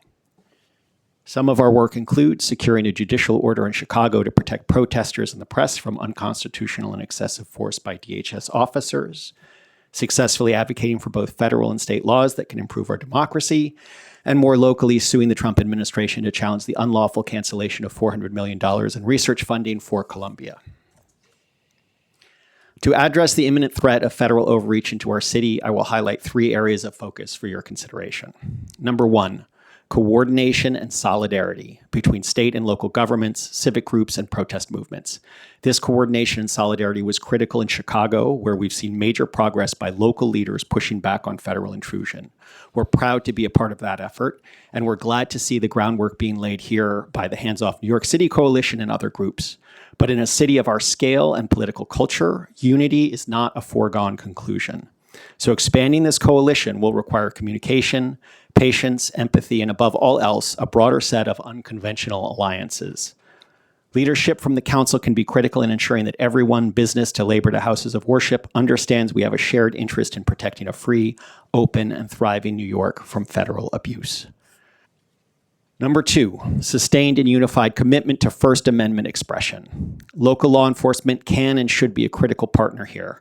They should take the lead in facilitating peaceful protest and, as they did with the No Kings March, express support for those peacefully exercising First Amendment rights. The NYPD can also affirm plainly and repeatedly its ability to maintain public safety and clarify that federal intrusion would make us less safe, not more safe. And finally, number 3, state laws need to be updated quickly to reflect current and incoming threats.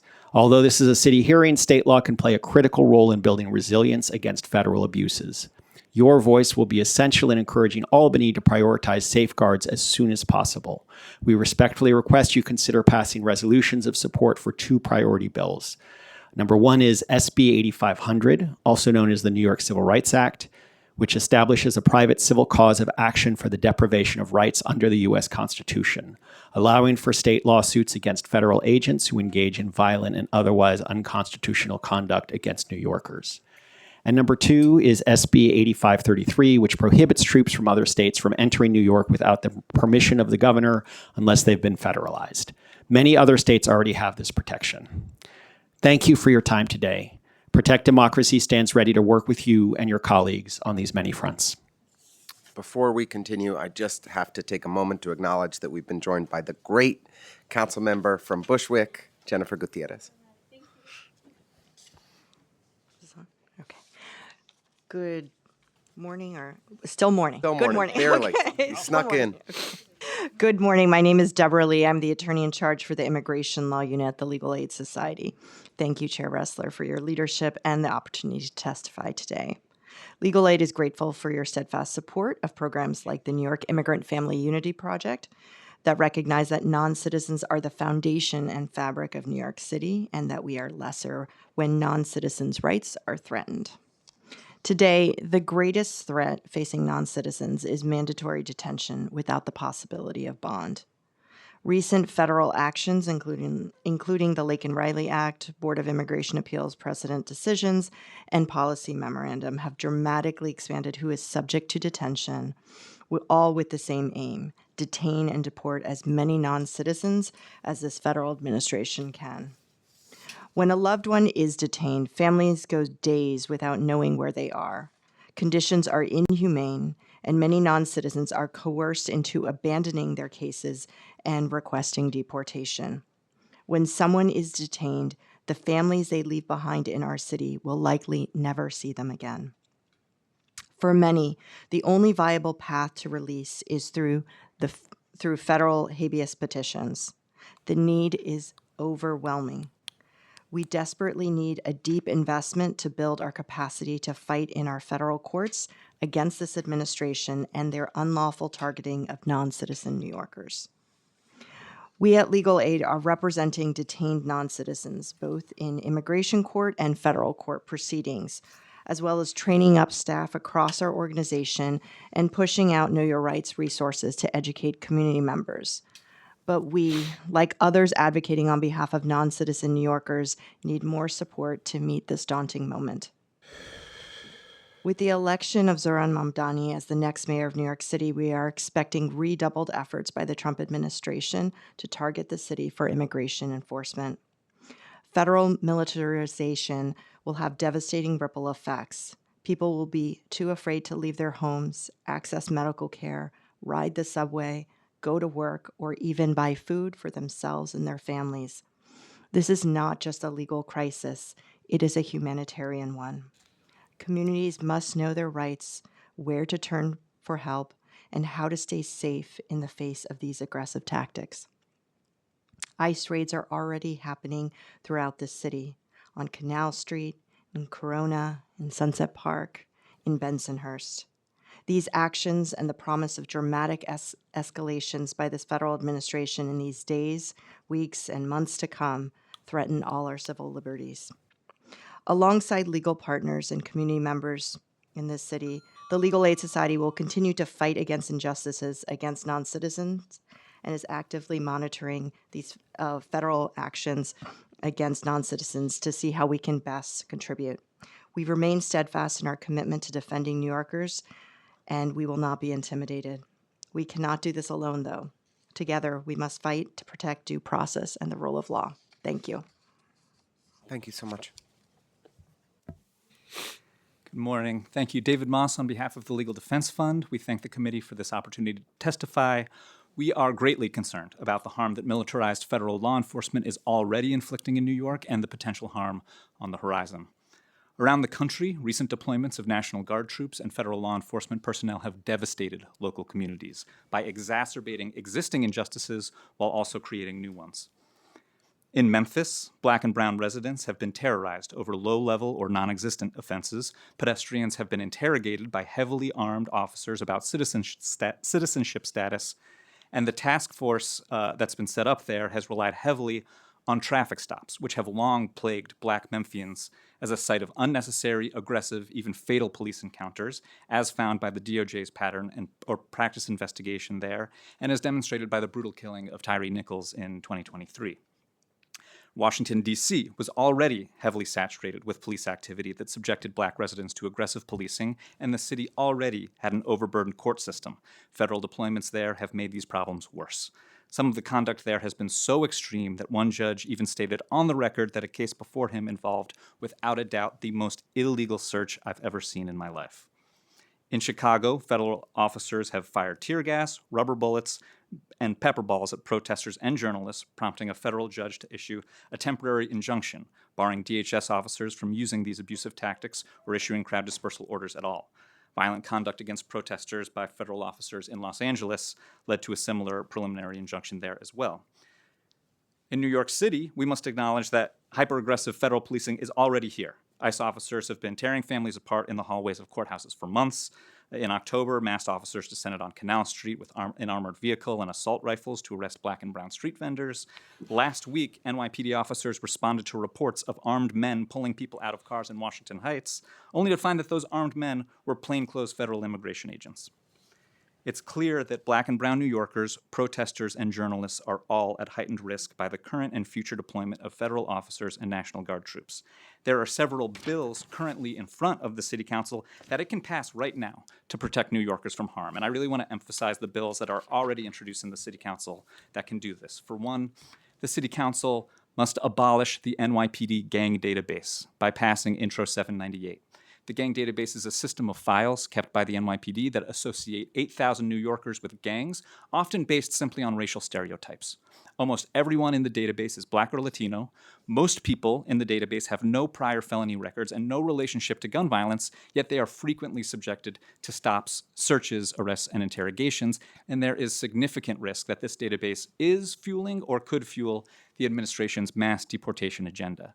ICE has a long history of relying on local gang databases to arrest immigrants. We've seen this administration weaponize unreliable gang allegations to hastily deport people without due process. New York State has a gang database that feeds directly to ICE. DHS has used Chicago's gang database. Many reasons to be concerned about this. I understand my time is up. I will just very quickly go down a few other bills. The City Council can protect First Amendment rights by passing Intro 1176, the CURB Act, which would protect protesters by making sure the NYPD doesn't act as a force multiplier if federal agents were to come in and violently suppress peaceful protest. The City Council can strengthen New York City's sanctuary status by passing Intro 214, the NYC Trust Act, which would create a remedy for the rights bestowed on people through our sanctuary city laws. And the City Council should look towards other opportunities to limit surveillance technology and limit local participation in federal law enforcement operations. You look at, joint task forces, fusion centers.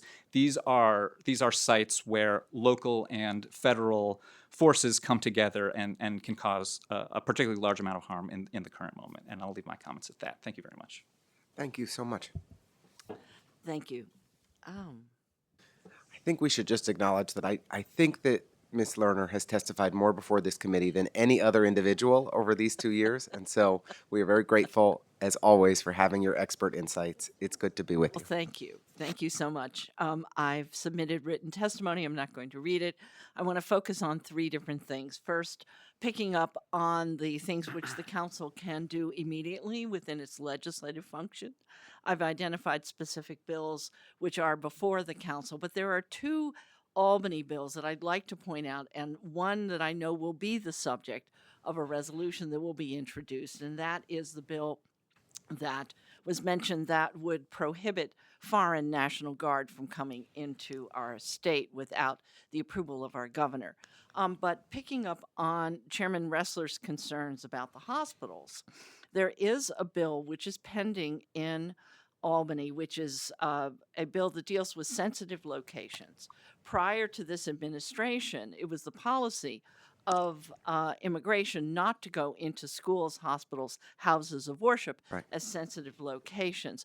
There is a bill which Senator Jackson carries in the legislature, which would make that prohibition a aspect of New York law, protecting those locations. We've seen hospitals, we've seen now press reports that ICE is planning to target houses of worship that conduct their services in Spanish during the holiday season, which is so reprehensible, it's almost incomprehensible. So it should be part of our policy that these sensitive locations that are essential for our society, our safety, and the health and education of New Yorkers be protected. So I would suggest a resolution. We're very happy. We are members of Hands Off NYC. We're very happy to see the press conference in October that the speaker championed, and we would like to see more of that. We would like to see each and every district take very seriously its obligations to help protect its residents. There are resources which could be available. I know some districts have hosted Know Your Rights instances and canvassed in their neighborhoods to small businesses using their printing allotment to provide materials which could be passed out by activists in the neighborhoods, and strengthening our community ties, which is really such an important function for each and every one of the council members. So I would hope that internally any measures that can be used to urge individual council members to do that sort of very localized work would be encouraged. But I want to talk about the ability of this committee. You've mentioned the fact that I've testified a whole bunch. I don't remember the first time I first testified that this committee should use its subpoena power, but it was a damn long time ago. And I believe that this situation that we are faced with a mayor that is cooperative and that goes against the public policy of protecting our citizens is an instance where this committee should use its subpoena power. The subpoena power has remained in the rules for a very long time, but there is a recent change in the rules that were just adopted, which to me suggests that the subpoena power could be enforced. And I know that's been a problem. Will the Corporations Council actually enforce a subpoena which the city council issues against an agency? In the most recent rules change, the general counsel office of the council has empowered is now authorized to litigate on behalf of the council. So you now have your own enforcement mechanism. And there is an excellent model. Comptroller Lander mentioned activities in Chicago with actions that the Chicago mayor has taken. But the Chicago Council, we believe, and it's in my written testimony, has a model for examining the way in which city agencies, including the police, have cooperated or not cooperated with ICE in specific raids. And I suggest that that is a model for this committee to actually delve into the conduct, what was known, and who took what actions around the Canal Street raid. But I would also like to suggest that it would be appropriate for this committee not just to look at what are the financial implications of the relationship between the federal government and our city, but where our city is actually already sharing information. I've been informed that the law department, for instance, keeps a list of all of the contracts between city agencies and the federal government. Often they have requirements that information be shared. It would be important to know what information agencies are providing, either contractually or sometimes on an informal basis, and that would be an excellent oversight activity for this committee to try and begin to catalog where information is being shared, either voluntarily or under contract, and determine whether that is or is not in compliance with our sanctuary city status. Thank you. Thank you very much. I would welcome being corrected. We did note and appreciate that shift in the rules because we've been in conversation with the speaker's team over the course of the past year about the council's utilization of subpoena power. My understanding is that the decision to utilize that subpoena power sits with the chair of the oversight committee and with the speaker, not with the chairs of any other committees individually. So with the cooperation of the speaker, we are able to pursue that. We've had, I believe, Molly can correct me, but 5 of our last 6 hearings have been boycotted by the Adams administration.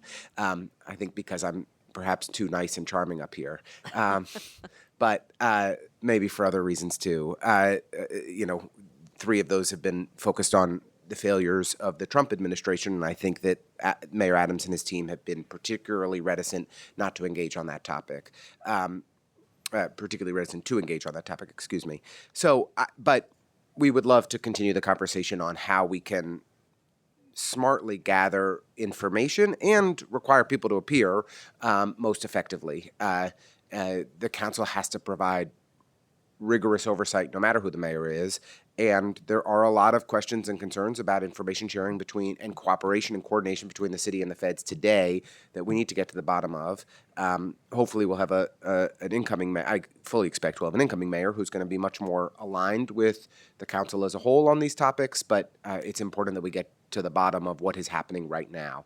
So I really appreciate those sentiments. Before I ask a couple questions, just want to invite my colleagues. Councilmember Morano, please. Thank you, everybody, for your testimony. A couple of quick questions for Ms. Lerner, who I'm used to sitting next to as we frequently testify before a lot of charter revision commissions and similar type hearings. You're urging in your written testimony for us to investigate federal immigration enforcement actions, including ICE raids. Do you acknowledge that ICE does have a lawful federal mandate approved by Congress to detain and remove individuals who are here illegally and have criminal backgrounds or outstanding warrants? With appropriate procedures that protect the rights of any individual, yes. But what we have seen, unfortunately, is a reckless and unconstitutional and unprofessional assertion that goes way beyond the statutory authority, in my mind. So are you suggesting that the city council should actively explore intervening or obstructing lawful federal operations, even when those operations are targeting individuals who pose a public safety threat? So I guess the question is, how do we define lawful? Is a masked, plainclothes person taking a baseball bat to somebody's car window and dragging them out a lawful assertion of federal authority? Some courts have said not. We're not suggesting that the investigation be into any quote unquote interference. What we're suggesting is that it's the appropriate role of this committee and the Oversight Committee to look at whether city agencies are following city law in their interactions with the federal government. That's what we're suggesting. In your written testimony, you point to the example of the Chicago City Council. Is there any data showing that Chicago's investigations into ICE improved community outcomes, or are these actions primarily symbolic or political? So I think the investigation has recently started, so I don't think we have an idea of what the results would be. But again, I would suggest that it's appropriate. The investigation in Chicago is about Chicago agency conduct. And that's a very appropriate role for any city council as part of the legislative oversight responsibilities in a federalist system. You also point to Boston, and you're urging us to emulate other cities that openly oppose federal law enforcement. What safeguards do you propose so that oversight doesn't become politicized and doesn't turn into a de facto effort to shield repeat offenders from federal consequences? So, as the comptroller pointed out, the sweeps that our communities are suffering under are rarely, if ever, really addressed towards, the famous criminal who is supposedly out there. The people who are being dragnetted in are working people who have no criminal record in most cases. So, we have kind of a straw man situation because the people who are being dragnetted in are not the criminals that the president promised would be removed from our streets, but rather productive members of our communities who have had challenges in their immigration status because of the broken federal immigration law. So, kind of the basic premise of your question, unfortunately, isn't really based on the facts as our communities are living them, as I think, our representative from Legal Aid has pointed out. The people who are being dragnetted in are not criminals. When there are actual criminals, frankly, what's interesting is it's harder to find the criminals, it seems to me, just as a private individual. And therefore, the federal agents, under a extraordinary requirement to fill up numbers, not quality, but numbers of people to deport, are going to places where the law-abiding citizens are to be found. The immigration courts outside of the Home Depots, places where working people who aren't documented congregate and are easy to find, and therefore the federal authorities don't have to work hard to find the actual criminals, who apparently are much harder to find in our community, and I don't think anybody wants to protect. Thank you. Councilmember? Thank you. I don't have any questions. I just want to applaud your testimony and uplift Chair Ressler for hosting this extremely important topic.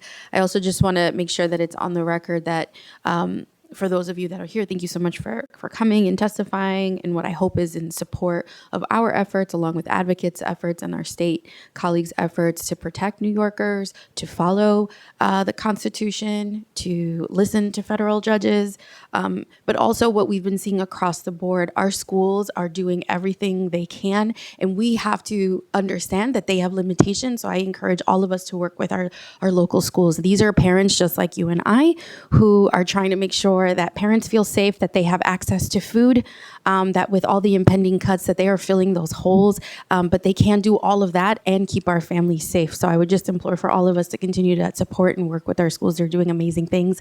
Nycc was just here this week, and their top point of advocacy was not just about worker conditions, but the realities that people are not seeking care because they are fearful. This is on top of everyone's mind. And regardless of the threats that we are getting from the federal government, we are a lot more aligned here in the city, but we have to find those people. And And so I love your recommendations, Ms. Lerner, about working district to district. Many of us have been doing that, and we will continue to do that. So I implore you all to collaborate with us at the City Council as much as possible. Let us know how we can be more helpful, how we can get even more granular. But I just appreciate all of your advocacy. And once again, just want to give my flowers to Chair Rester, who's done an incredible job. Thank you. You remain the best. Really appreciate your thoughtful words. I just wanted to ask about what we should be doing as a city, and I think Ms. Lerner spoke to this a little bit, but spoke to this quite a bit, and I'd love for you to expand, to limit coordination with ICE. Prohibiting assembling on public property, encouraging private property owners to prohibit ICE's assembly on their property, banning agents from using masks or refusing to identify themselves. Are there particular priority steps that the city should be taking, and would welcome anyone on the panel to really speak to this, that you think are the right areas for focus at this time?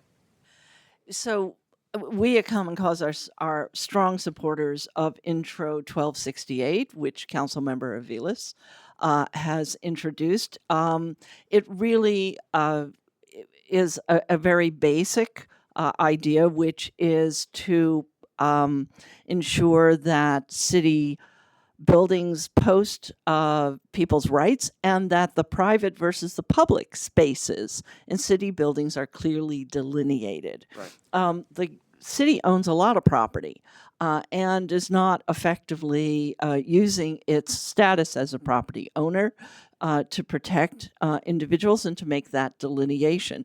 In a lawful law enforcement process, there's no problem when you've got a judicial warrant and serving your judicial warrant anywhere on any premises. The problem is these extrajudicial, reckless conduct, which violates the due process rights of anybody who is a target, citizen or non-citizen. And the city could very quickly be providing guidance, posting, and the bill also, I believe, sets up instructions for building personnel. What are their rights? What is appropriate? How do you collaborate? When is it inappropriate to collaborate? And I think that that's something the city could do very quickly. And that bill, I believe, will be up for a hearing in December. Great. Thank you. Would you like to elaborate? I'd just say to build on that, not a legislative solution, but I think really aggressive and sustained counter speech when it comes to the disinformation narratives around the safety of this city, and being really rooted in data, quantitative data that indicates the relative safety of our communities, I think is really important and underestimated as one of the tools. That's great. And just, appreciating the testimony that I believe Mr. Raymond and Ms. Lerner each, in their testimony, the references to Senator Gennardis's bill and Senator Myrie's bills focusing on prohibiting militias or National Guards from other states to come into New York without the approval of the governor, and establishing the right of action for the deprivation of constitutional rights, and allowing individuals to sue ICE for their civil rights violations, I just think are a really important piece of legislation for us to lift up with resolutions in the council and to advocate for their passage in Albany. And then just would like to ask generally on the legal services front, as we discussed on the first panel, we did make a significant new investment in expanded legal services in this budget. But clearly, with the various challenges that we're facing today, the crises that we're facing today, it's not enough. What would you prioritize for this council to be investing in immigrant legal services to help do more to keep New Yorkers safe? So I think in the short term, I think any sort of infusion to invest in building habeas capacity is the most critical thing, or other sort of federal litigation efforts. I think just investing in legal service providers being able to do more, give them more to work with, essentially. I think in terms of the immigration legal services community, for years and years, we've focused primarily, with U.S. Citizenship and Immigration Service or Immigration Court, and that was sort of the venue that we fought in. We cannot get justice in those arenas anymore, and so we have to go to federal court. So I think just some sort of short-term infusion, I think, is very helpful. But I think also, just thinking a little bit longer term, for my unit, I can't hire up, 50 attorneys all at once. I can't, it just takes time. And I think thinking about sort of what is needed and what we can responsibly do is also important. So, giving a 1-year sort of chunk of money is helpful, but there's only so much you can do, and there's only so much I can plan for with that amount of money. So I think some kind of acknowledgement, we have a couple more years to go, at least with this administration. That's right. We need sort of a longer term sort of investment strategy. Yeah, I think that's very fair. And, we budget for the fiscal year, but, recognizing the political dynamics in Washington are not going to change before 2028. We need to do a better job of making clear that our commitments or our full intentions are for multi-year funding on these topics. And, when there's RFPs and things like that are multi-year commitments, that's one thing. But when it's just, council allocated funding and it's year to year, we can at least make a verbal commitment that it's our full intention to, sustain this funding for a multi-year period. Anything else that anyone would like to add? Just that on the subpoena power, get together with oversight, hold joint hearings. No, I always love hanging out with my friend Gail Brewer. With that, I just want to thank the Protect Democracy Project, the Legal Aid Society, the NAACP Legal Defense Fund, and of course Common Cause for your really thoughtful and insightful testimony today. We appreciate you being here. Thank you, Chair. Thank you. We're going to try to squeeze 5 up at the table if that works. So hopefully everybody will be willing to squeeze a little. We have Vladimir Talali from NYIC, the New York Immigration Coalition. We have Carolina Moreno from Nycc. We have Sofia Helene Maes de Tricht, from Common Defense. Alexander Rizzio from Make the Road, New York. And Hannah Strauss from Hands Off New York. Thank you. He gave it to us after his testimony. That's a little less. All good. Thank you so much.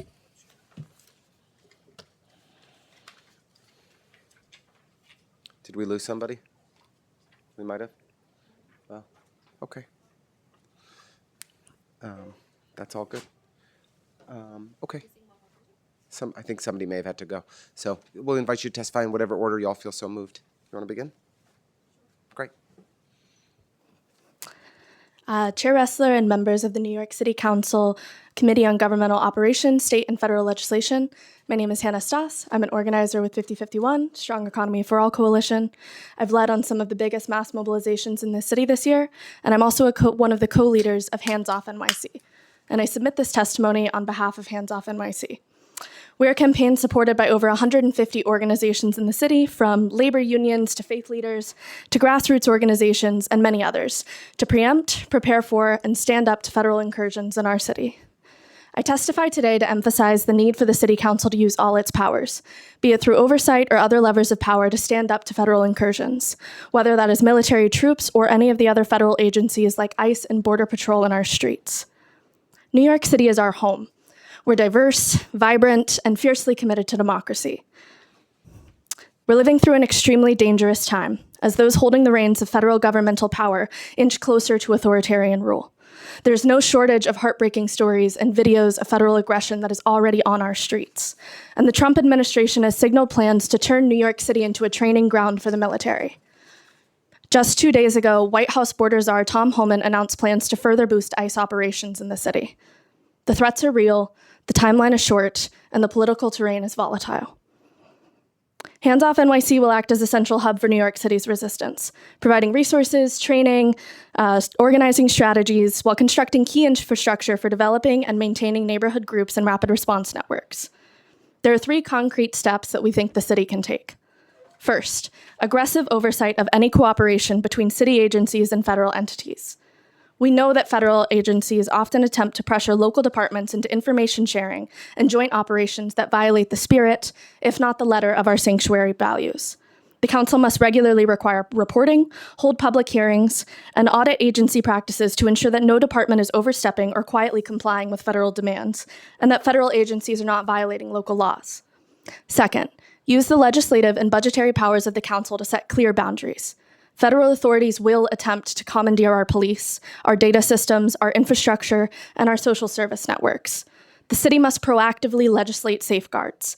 You have the authority to restrict data sharing, limit participation in federal operations, and require transparency whenever agencies request city resources. Third, publicly and consistently defend New Yorkers' rights. Oversight is not just internal, it is also political. When federal actors target immigrant communities, threaten protest rights, undermine labor protections, or attempt to override local policies, New Yorkers look to city leadership to stand firm. New York City has always led the nation in defending civil liberties, in welcoming immigrants, and insisting that government exists for the common good. In this moment, when federal overreach is not hypothetical, but daily, Hands Off NYC is looking forward to continue working with the City Council to ensure all New Yorkers are protected. Thank you for your time, your already support, and your commitment to this city. Thank you. Thank you so much. Good afternoon. My name is Alexandra Rizzio. I'm supervising immigration attorney at Make the Road New York. Thank you for the chance to discuss the steps the city can take to proactively support immigrants and all New Yorkers as federal enforcement continues to escalate. As a provider of legal and survival services and a membership organization of 28,000 members with community centers in Queens, Brooklyn, and Staten Island, we've been preparing for a range of scenarios and monitoring events closely. In recent weeks, we've witnessed an uptick in immigration enforcement near our community centers. One of Make the Road New York's members was picked up off the street near our Bushwick office, and there was an ICE raid in a bakery a few doors away from our Staten Island office. There have been confirmed abductions at a steadily increasing rate in Corona, Queens, not far from our community center there. You may have seen a recent article in the New York Times, which shared the harrowing experience of our client Carlos, who is legally blind. He was detained by ICE and kept in solitary confinement without his assistive devices, including his cane. Our legal team was able to secure his release, and that work is supported in significant part by the council. We're grateful to have the resources to continue that important work. But there is so much more we believe the council can do to fortify New York City. As we help lead the rapid response work on a number of fronts, there are several areas where the city could take further action. The council could support the following work with funding or action. In rapid response legal support. We're grateful for the council's existing support of the Rapid Response Legal Collaborative, but immigration legal providers are unable to meet the increasing need of families whose loved ones have been detained. We recommend expanded funding for legal services, including habeas work. Know Your Rights education. Make the Road is one of the organizations equipping community members with knowledge and tools to protect themselves and others through workshops, printed materials, and peer-led training. We've reached tens of thousands of people already this year, and we are working with the Hands Off NYC campaign to scale up and coordinate this work, which the council could amplify. Mobilizing communities. Make the Road is working with Hands Off NYC and other grassroots partners such as Vocal NY, NYCC, CVH, Drum, NYIC, CAV, and SVP, mobilizing residents to minimize harm from immigration and military enforcement through door-to-door, peer-to-peer outreach, block meetings, and public activity.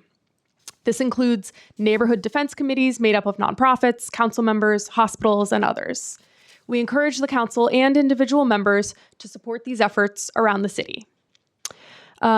There are a few other things that I note in my written testimony, but I also want to highlight the NYC Trust Act, which other testifiers have uplifted. It would create a private right of action for individuals unlawfully detained or targeted through city cooperation with federal immigration authorities. And we'd like to ensure that there's a shared approach by the city and state to issue guidance to agencies about what to do if, but really when, the military is deployed to our city. Thank you for your support. Thank you so much, and I apologize for butchering your name earlier. That's okay. Okay. I think I butchered your name too, so I'll apologize in advance. That's okay. Mr. Chairman, honorable members, thank you for this opportunity to speak to you today. My name is Sophia Helena Meestatricht. I use she, her pronouns, and I'm representing Common Defense, the nation's largest progressive veterans organization. I represent over 500,000 members nationwide, over 1,000 in New York, and hundreds in the 5 boroughs. I also have listened to the testimony of my compatriots, my fellow veteran organizations, and I largely agree with their views on National Guard deployment.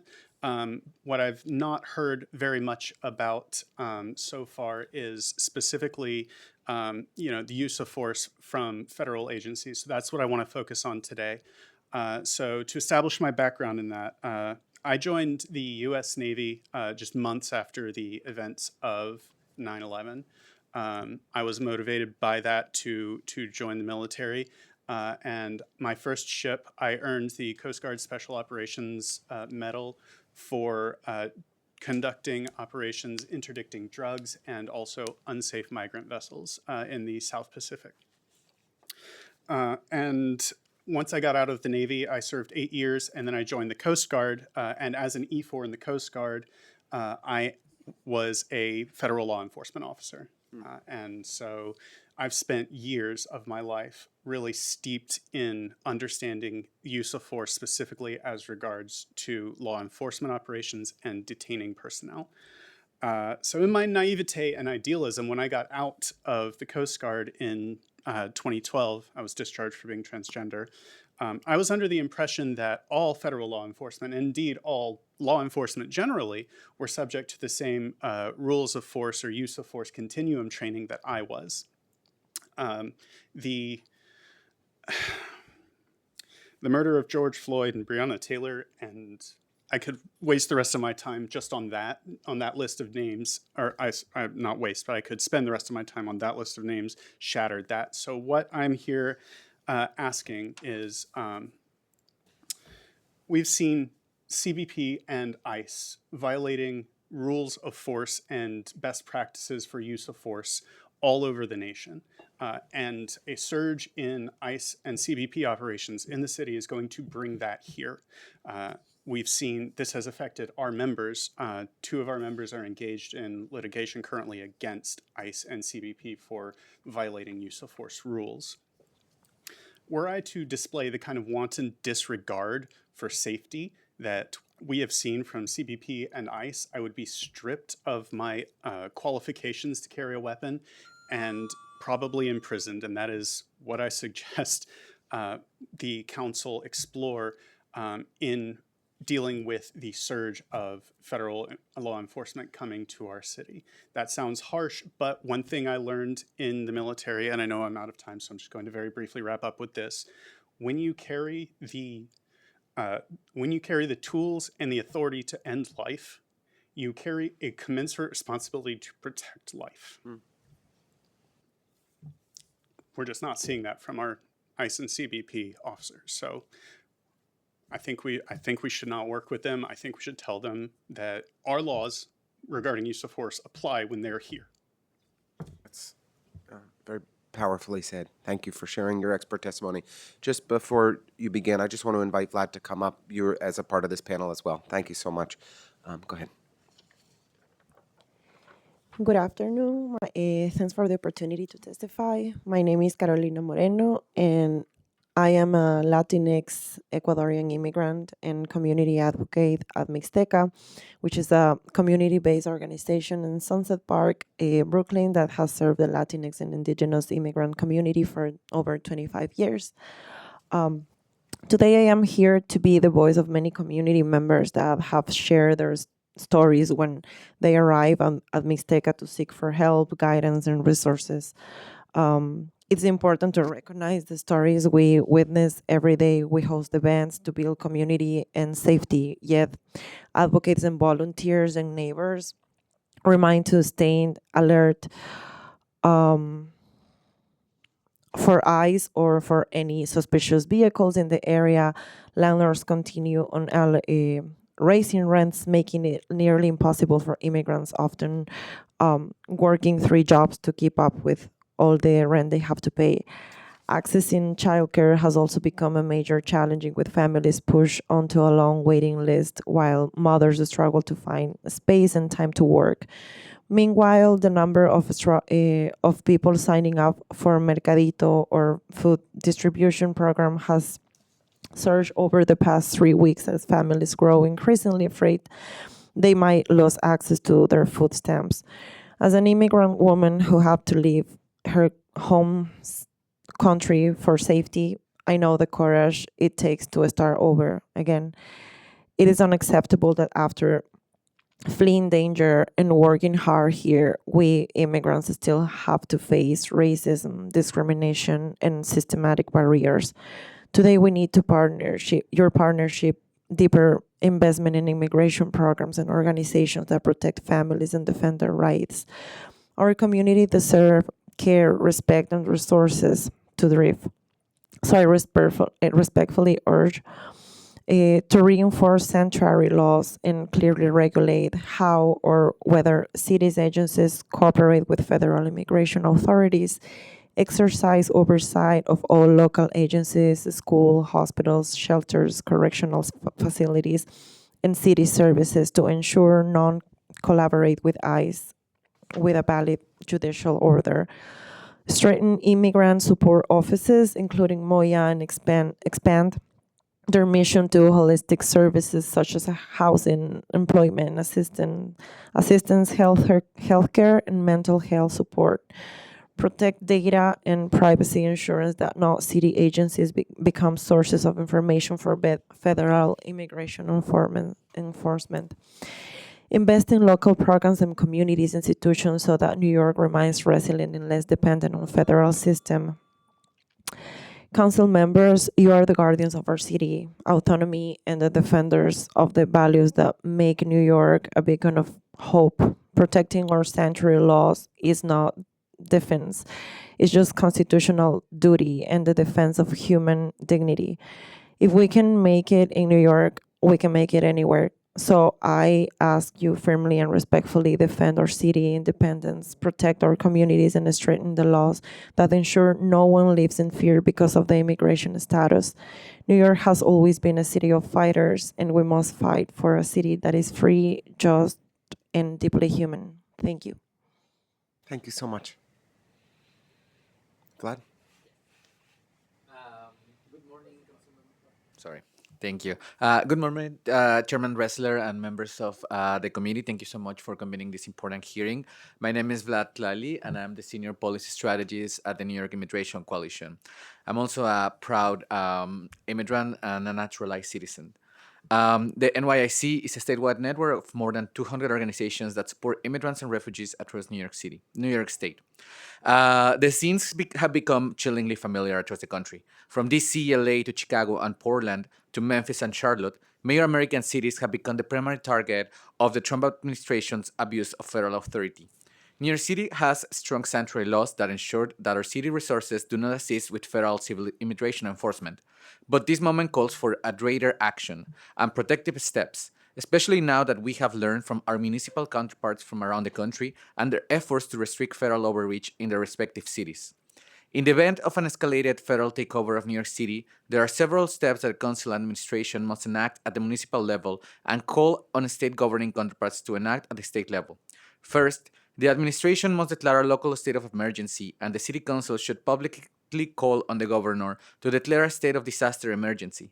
State of emergencies are the necessary tool to allow for cities' agencies to make emergency modifications to their operations regulations and meet the urgency that the federal takeover would require. The City Council should also identify, mobilize, and appropriate emergency resources to partner with CBOs to respond to the emergency, including support for emergency legal services accessible where communities are, libraries, hospitals, schools, mobile legal clinics, and remote via phone and online. Support for emergency food access and continued healthcare access and mobile clinics. Support for education, continuation via remote learning. Support for small businesses, street vendors, and independent workers affected by the federal takeover. And support for distributing Know Your Rights materials and guidance on what individuals should know when faced with federal agents.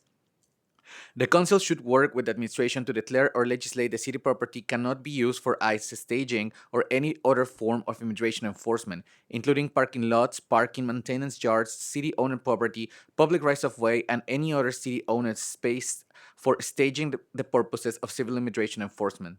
The council and the administration should ensure that no city data is being used for the purpose of civil immigration enforcement, ensure that the chief privacy officer is already auditing our system for vulnerabilities, and should immediately terminate contracts with third-party vendors, including data brokers and license plate readers that are sharing information with federal authorities. Finally, the council and the administration should work with the New York Police Department to ensure compliance with our city's laws that prohibit collusion between local law enforcement and federal civil immigration enforcement. Thank you so much, and we look forward to partner with the City Council to defend all New Yorkers. Thank you so much. Is there anything you wanna? I really appreciate most of all the work that you all do. Is just incredibly important and appreciated. Protecting and defending New Yorkers every single day. I guess, and I did just want to take a second on the record to recognize one of the people who's played such an important role in Hands Off New York. Haylin naturalized yesterday. And so I just want to congratulate Haylin Choi on that. And, I think we have the number in my head, although, is that we have about 750,000 legal permanent residents in New York City. And I think for many of those people, there's been a decision not to become a citizen for whatever reason over a period of time. And the threats that green card holders, that legal permanent residents face right now, especially people who are activists and who speak out on issues,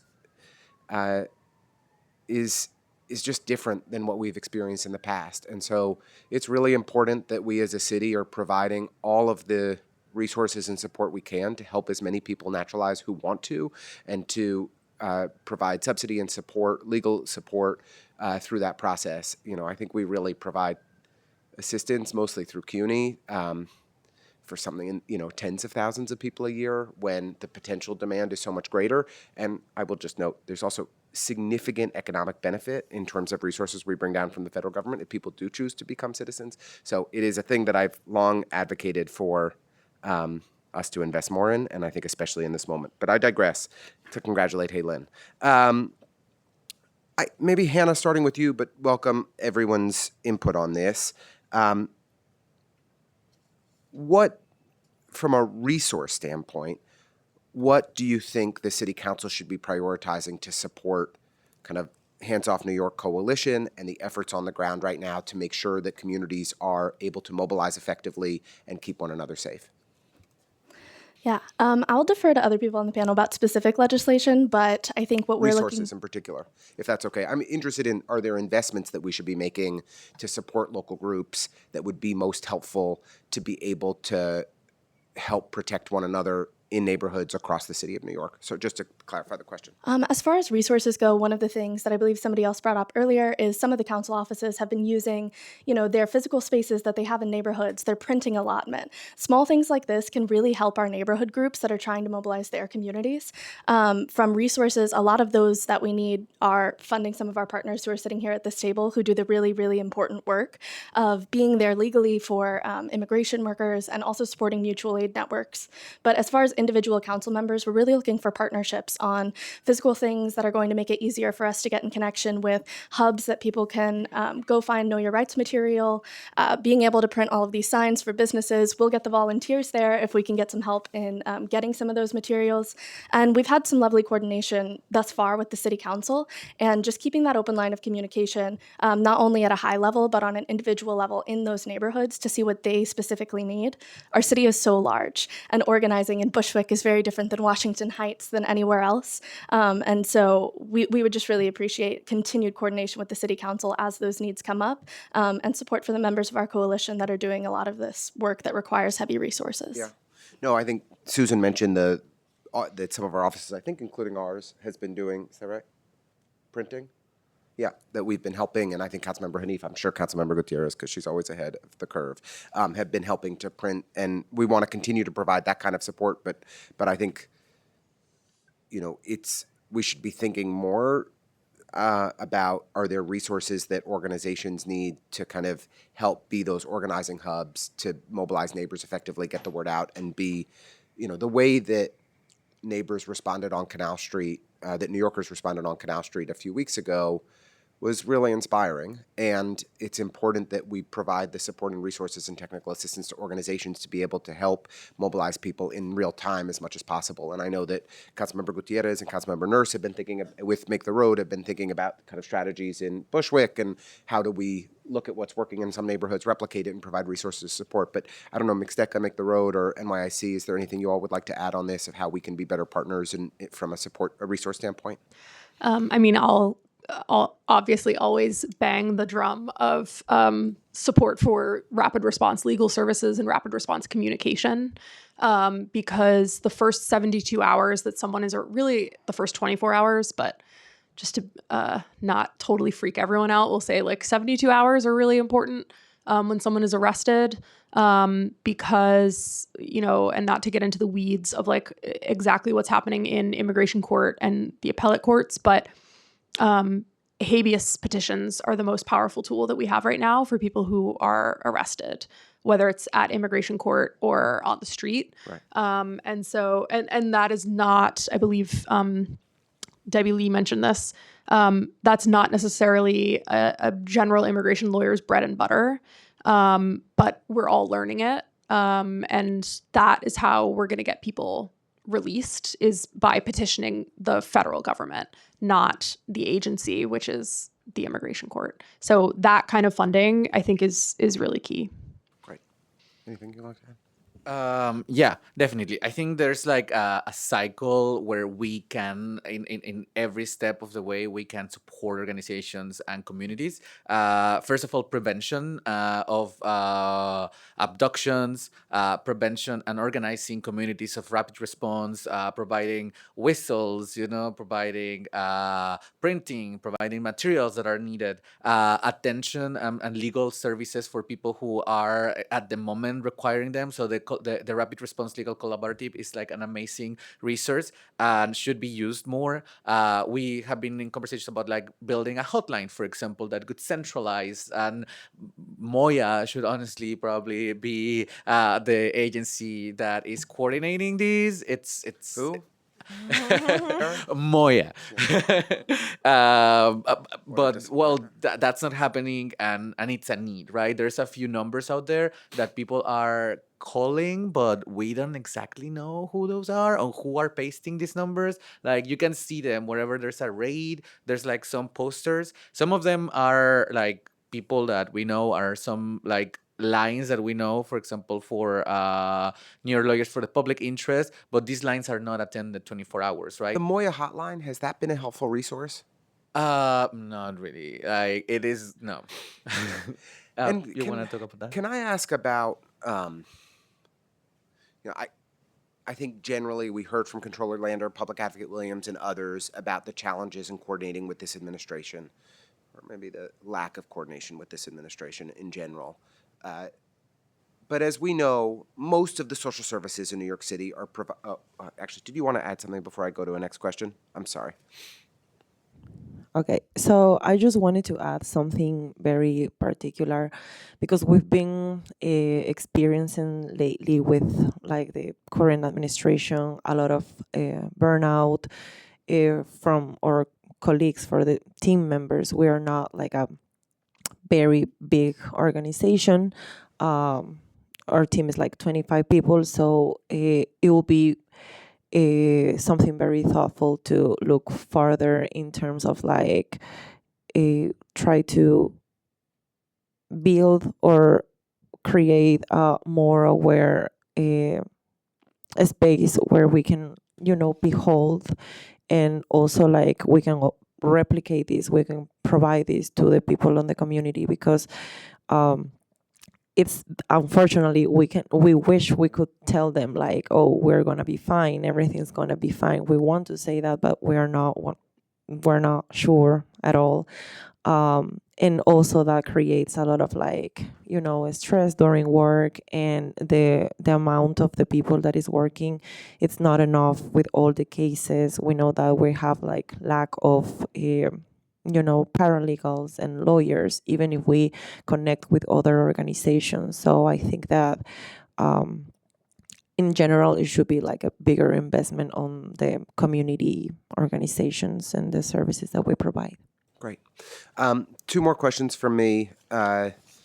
First is, I was just saying, despite the kind of lack of cooperation and coordination from the mayor's office and the administration more generally, most of our social services are provided by nonprofit partners. And have there been efforts to date to try to bring together DHS operators, after-school programs at schools, other types of groups that are working on the front lines every day to try to help them make sure that they're educated, prepared, and can handle these kinds of situations? Is this something that we need to focus on more? Any suggestions there? I don't know who would like to jump in, but Hannah or Vlad.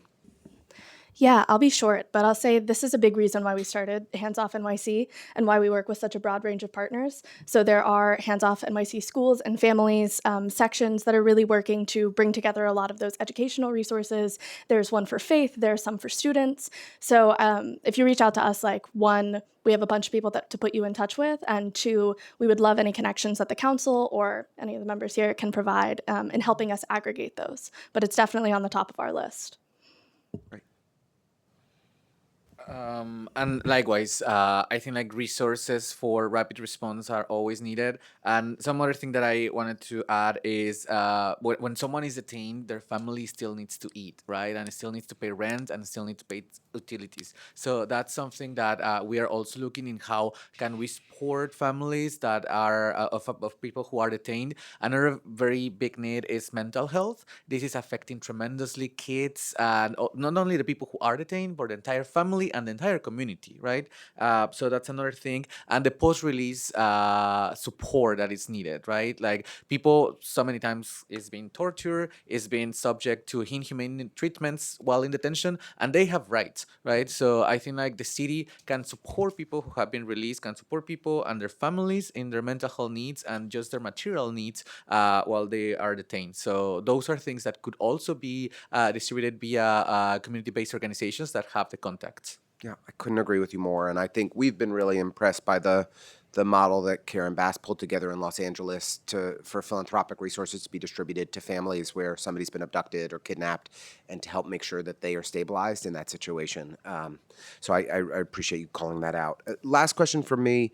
What are the best ways for New Yorkers to get involved and support and to be more informed so that they can be helpful allies in these moments? Anybody who wants to jump in?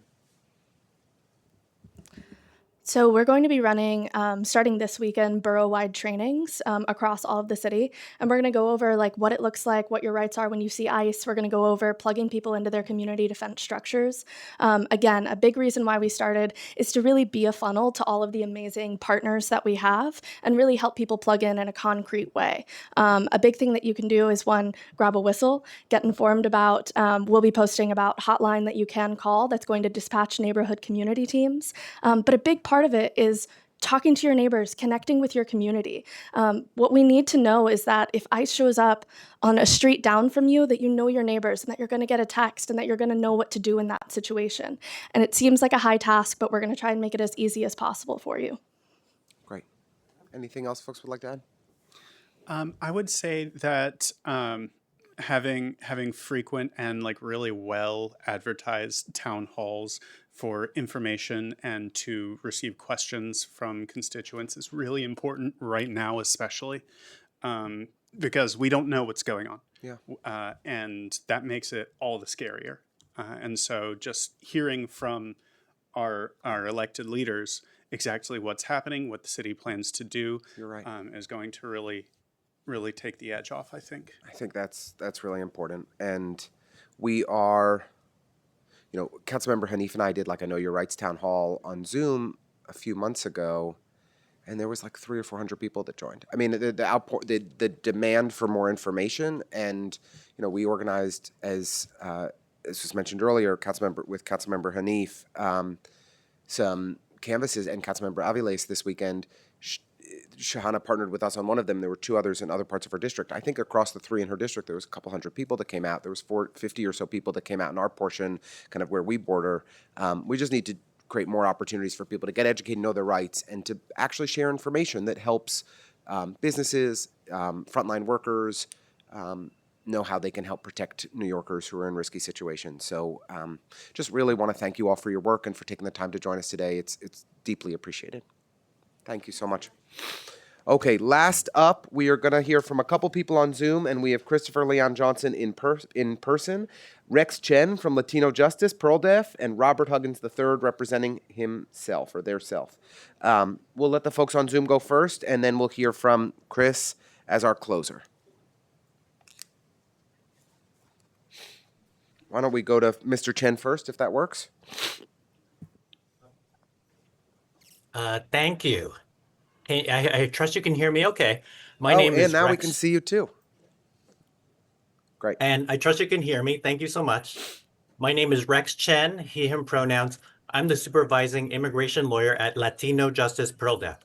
We're a civil rights nonprofit based in New York City. We pursue impact litigation to defend Latinos, including Latino immigrants. This month, we won a $112 million jury verdict in federal court against Suffolk County sheriffs because they illegally held people relying on ICE detainers. Now, preparing for federal overreach includes building connections to work together in case there are massive illegal raids. Since July of this year, Latino Justice has organized meetings with many immigration nonprofits in New York City to share the lessons we're learning from other cities, such as from Chicago advocates and Los Angeles advocates. We're developing plans to fight back against overreach in the future. We've taken specific concrete steps, and we're working on additional steps. The New York Immigration Coalition has been great helping us connect with community groups. That is critical to gather the evidence if there are massive illegal raids to back up litigation. And we're involved with national discussions among lawyers on this topic. I can think of a few ways that the city can help. One is that funding would be very helpful for nonprofits like ours at Latino Justice, and also for community groups to get the resources to gather evidence as massive raids happen, to analyze it, and to put together large impact federal litigation to get injunctions. It could be great to fund New York City's lawyers to be ready to work on this and staff up New York City's legal teams. Collecting evidence and sharing the best evidence with the lawyers working on this is extremely important. So confidential legal discussions to share evidence could be very productive. And also talking with other cities and states about their defense strategies is very important.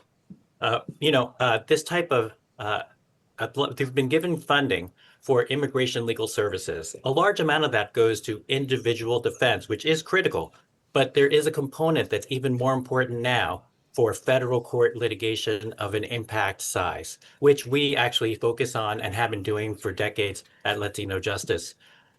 Investing time and money now will make us stronger for when these illegal actions happen. And it feels like the cruelty is the point of these illegal attacks, but there's a solution. By supporting each other from top to bottom, we can resist these attacks. After all, the people united will never be defeated. Thank you. Thank you so much. It's always risky. Okay.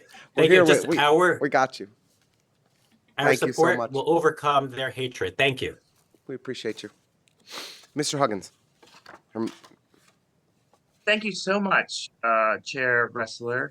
I really appreciate you holding this hearing and allowing for the opportunity for public testimony. My name is Robert Huggins III. I am with the Center for Data-Based Governance. We are active in large urban areas in the United States. And so I just wanted to make a few points. One, again, thank you so much for holding this hearing. I really appreciate your focus on the ways that the City Council and the City Administration can push back against federal oversight or federal overreach. A few things I wanted to point out. One, I assume the public advocate isn't still there. But one thing is that we always try to make sure that there is or we try to avoid miscommunication and we try to avoid misleading the public. One thing I noticed is that the public advocate pointed out a $5 billion gap in the budget in the ensuing years. So we actually look at the budgets. I used to work at the Federal Office of Management and Budget, and I worked at the New York State Division of Budget. I worked at the Colorado Division of Budget. So I do a lot of budget heavy analysis. One thing that I noticed is by the public advocate putting out a $5 billion budget gap the next year, that was a little misleading because that typically is the out year gaps. And that's actually very similar to what was left in the previous mayor, Bill de Blasio, who you worked for, and is my understanding, Chair Wrestler, is very in line with what he left. But I saw that you didn't point that out or try to clarify. So I hope that you could maybe use the time now to clarify that that gap is not necessarily abnormal, and it's not necessarily leaving the next mayor fault that previous mayor.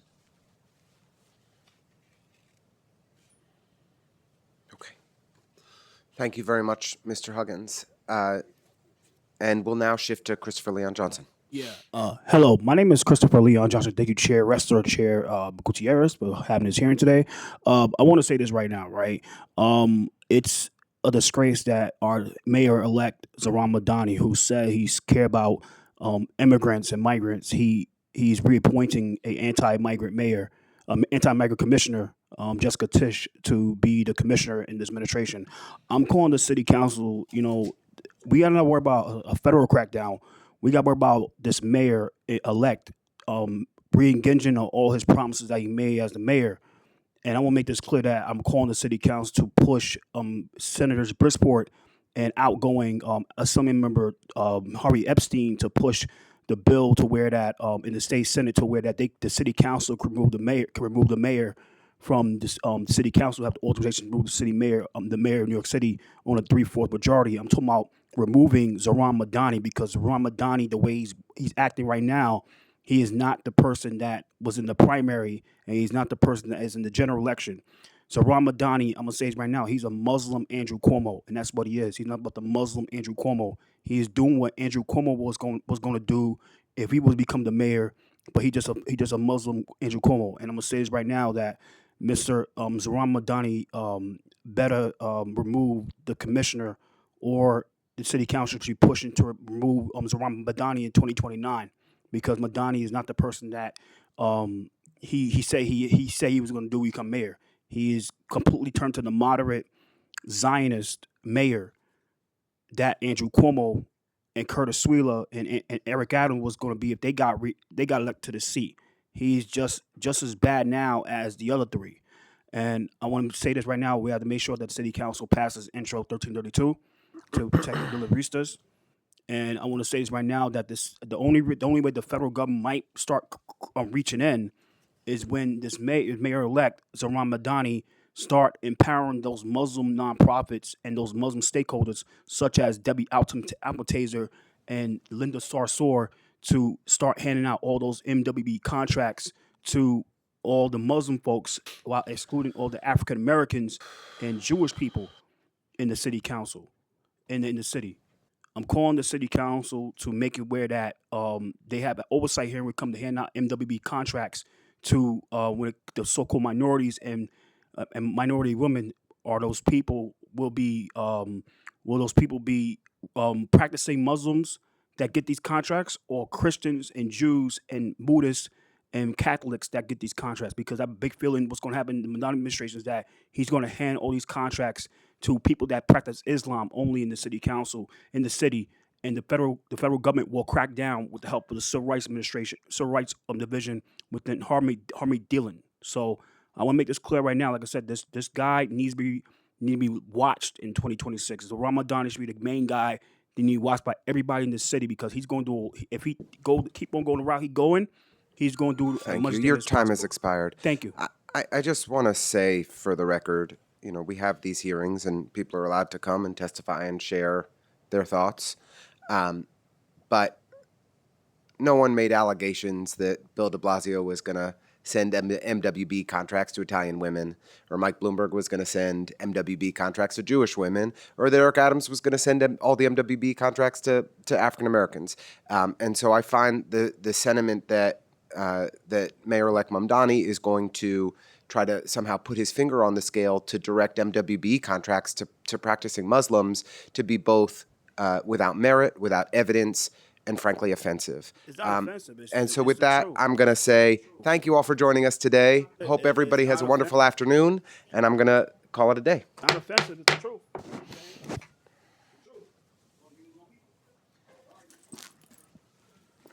Thank you, Jahari. You know, I think usually the better thing is to not respond, but I just couldn't help myself. That was great. You know? I usually, in his face, start looking at my phone. I do the same. I mean, I save them for last.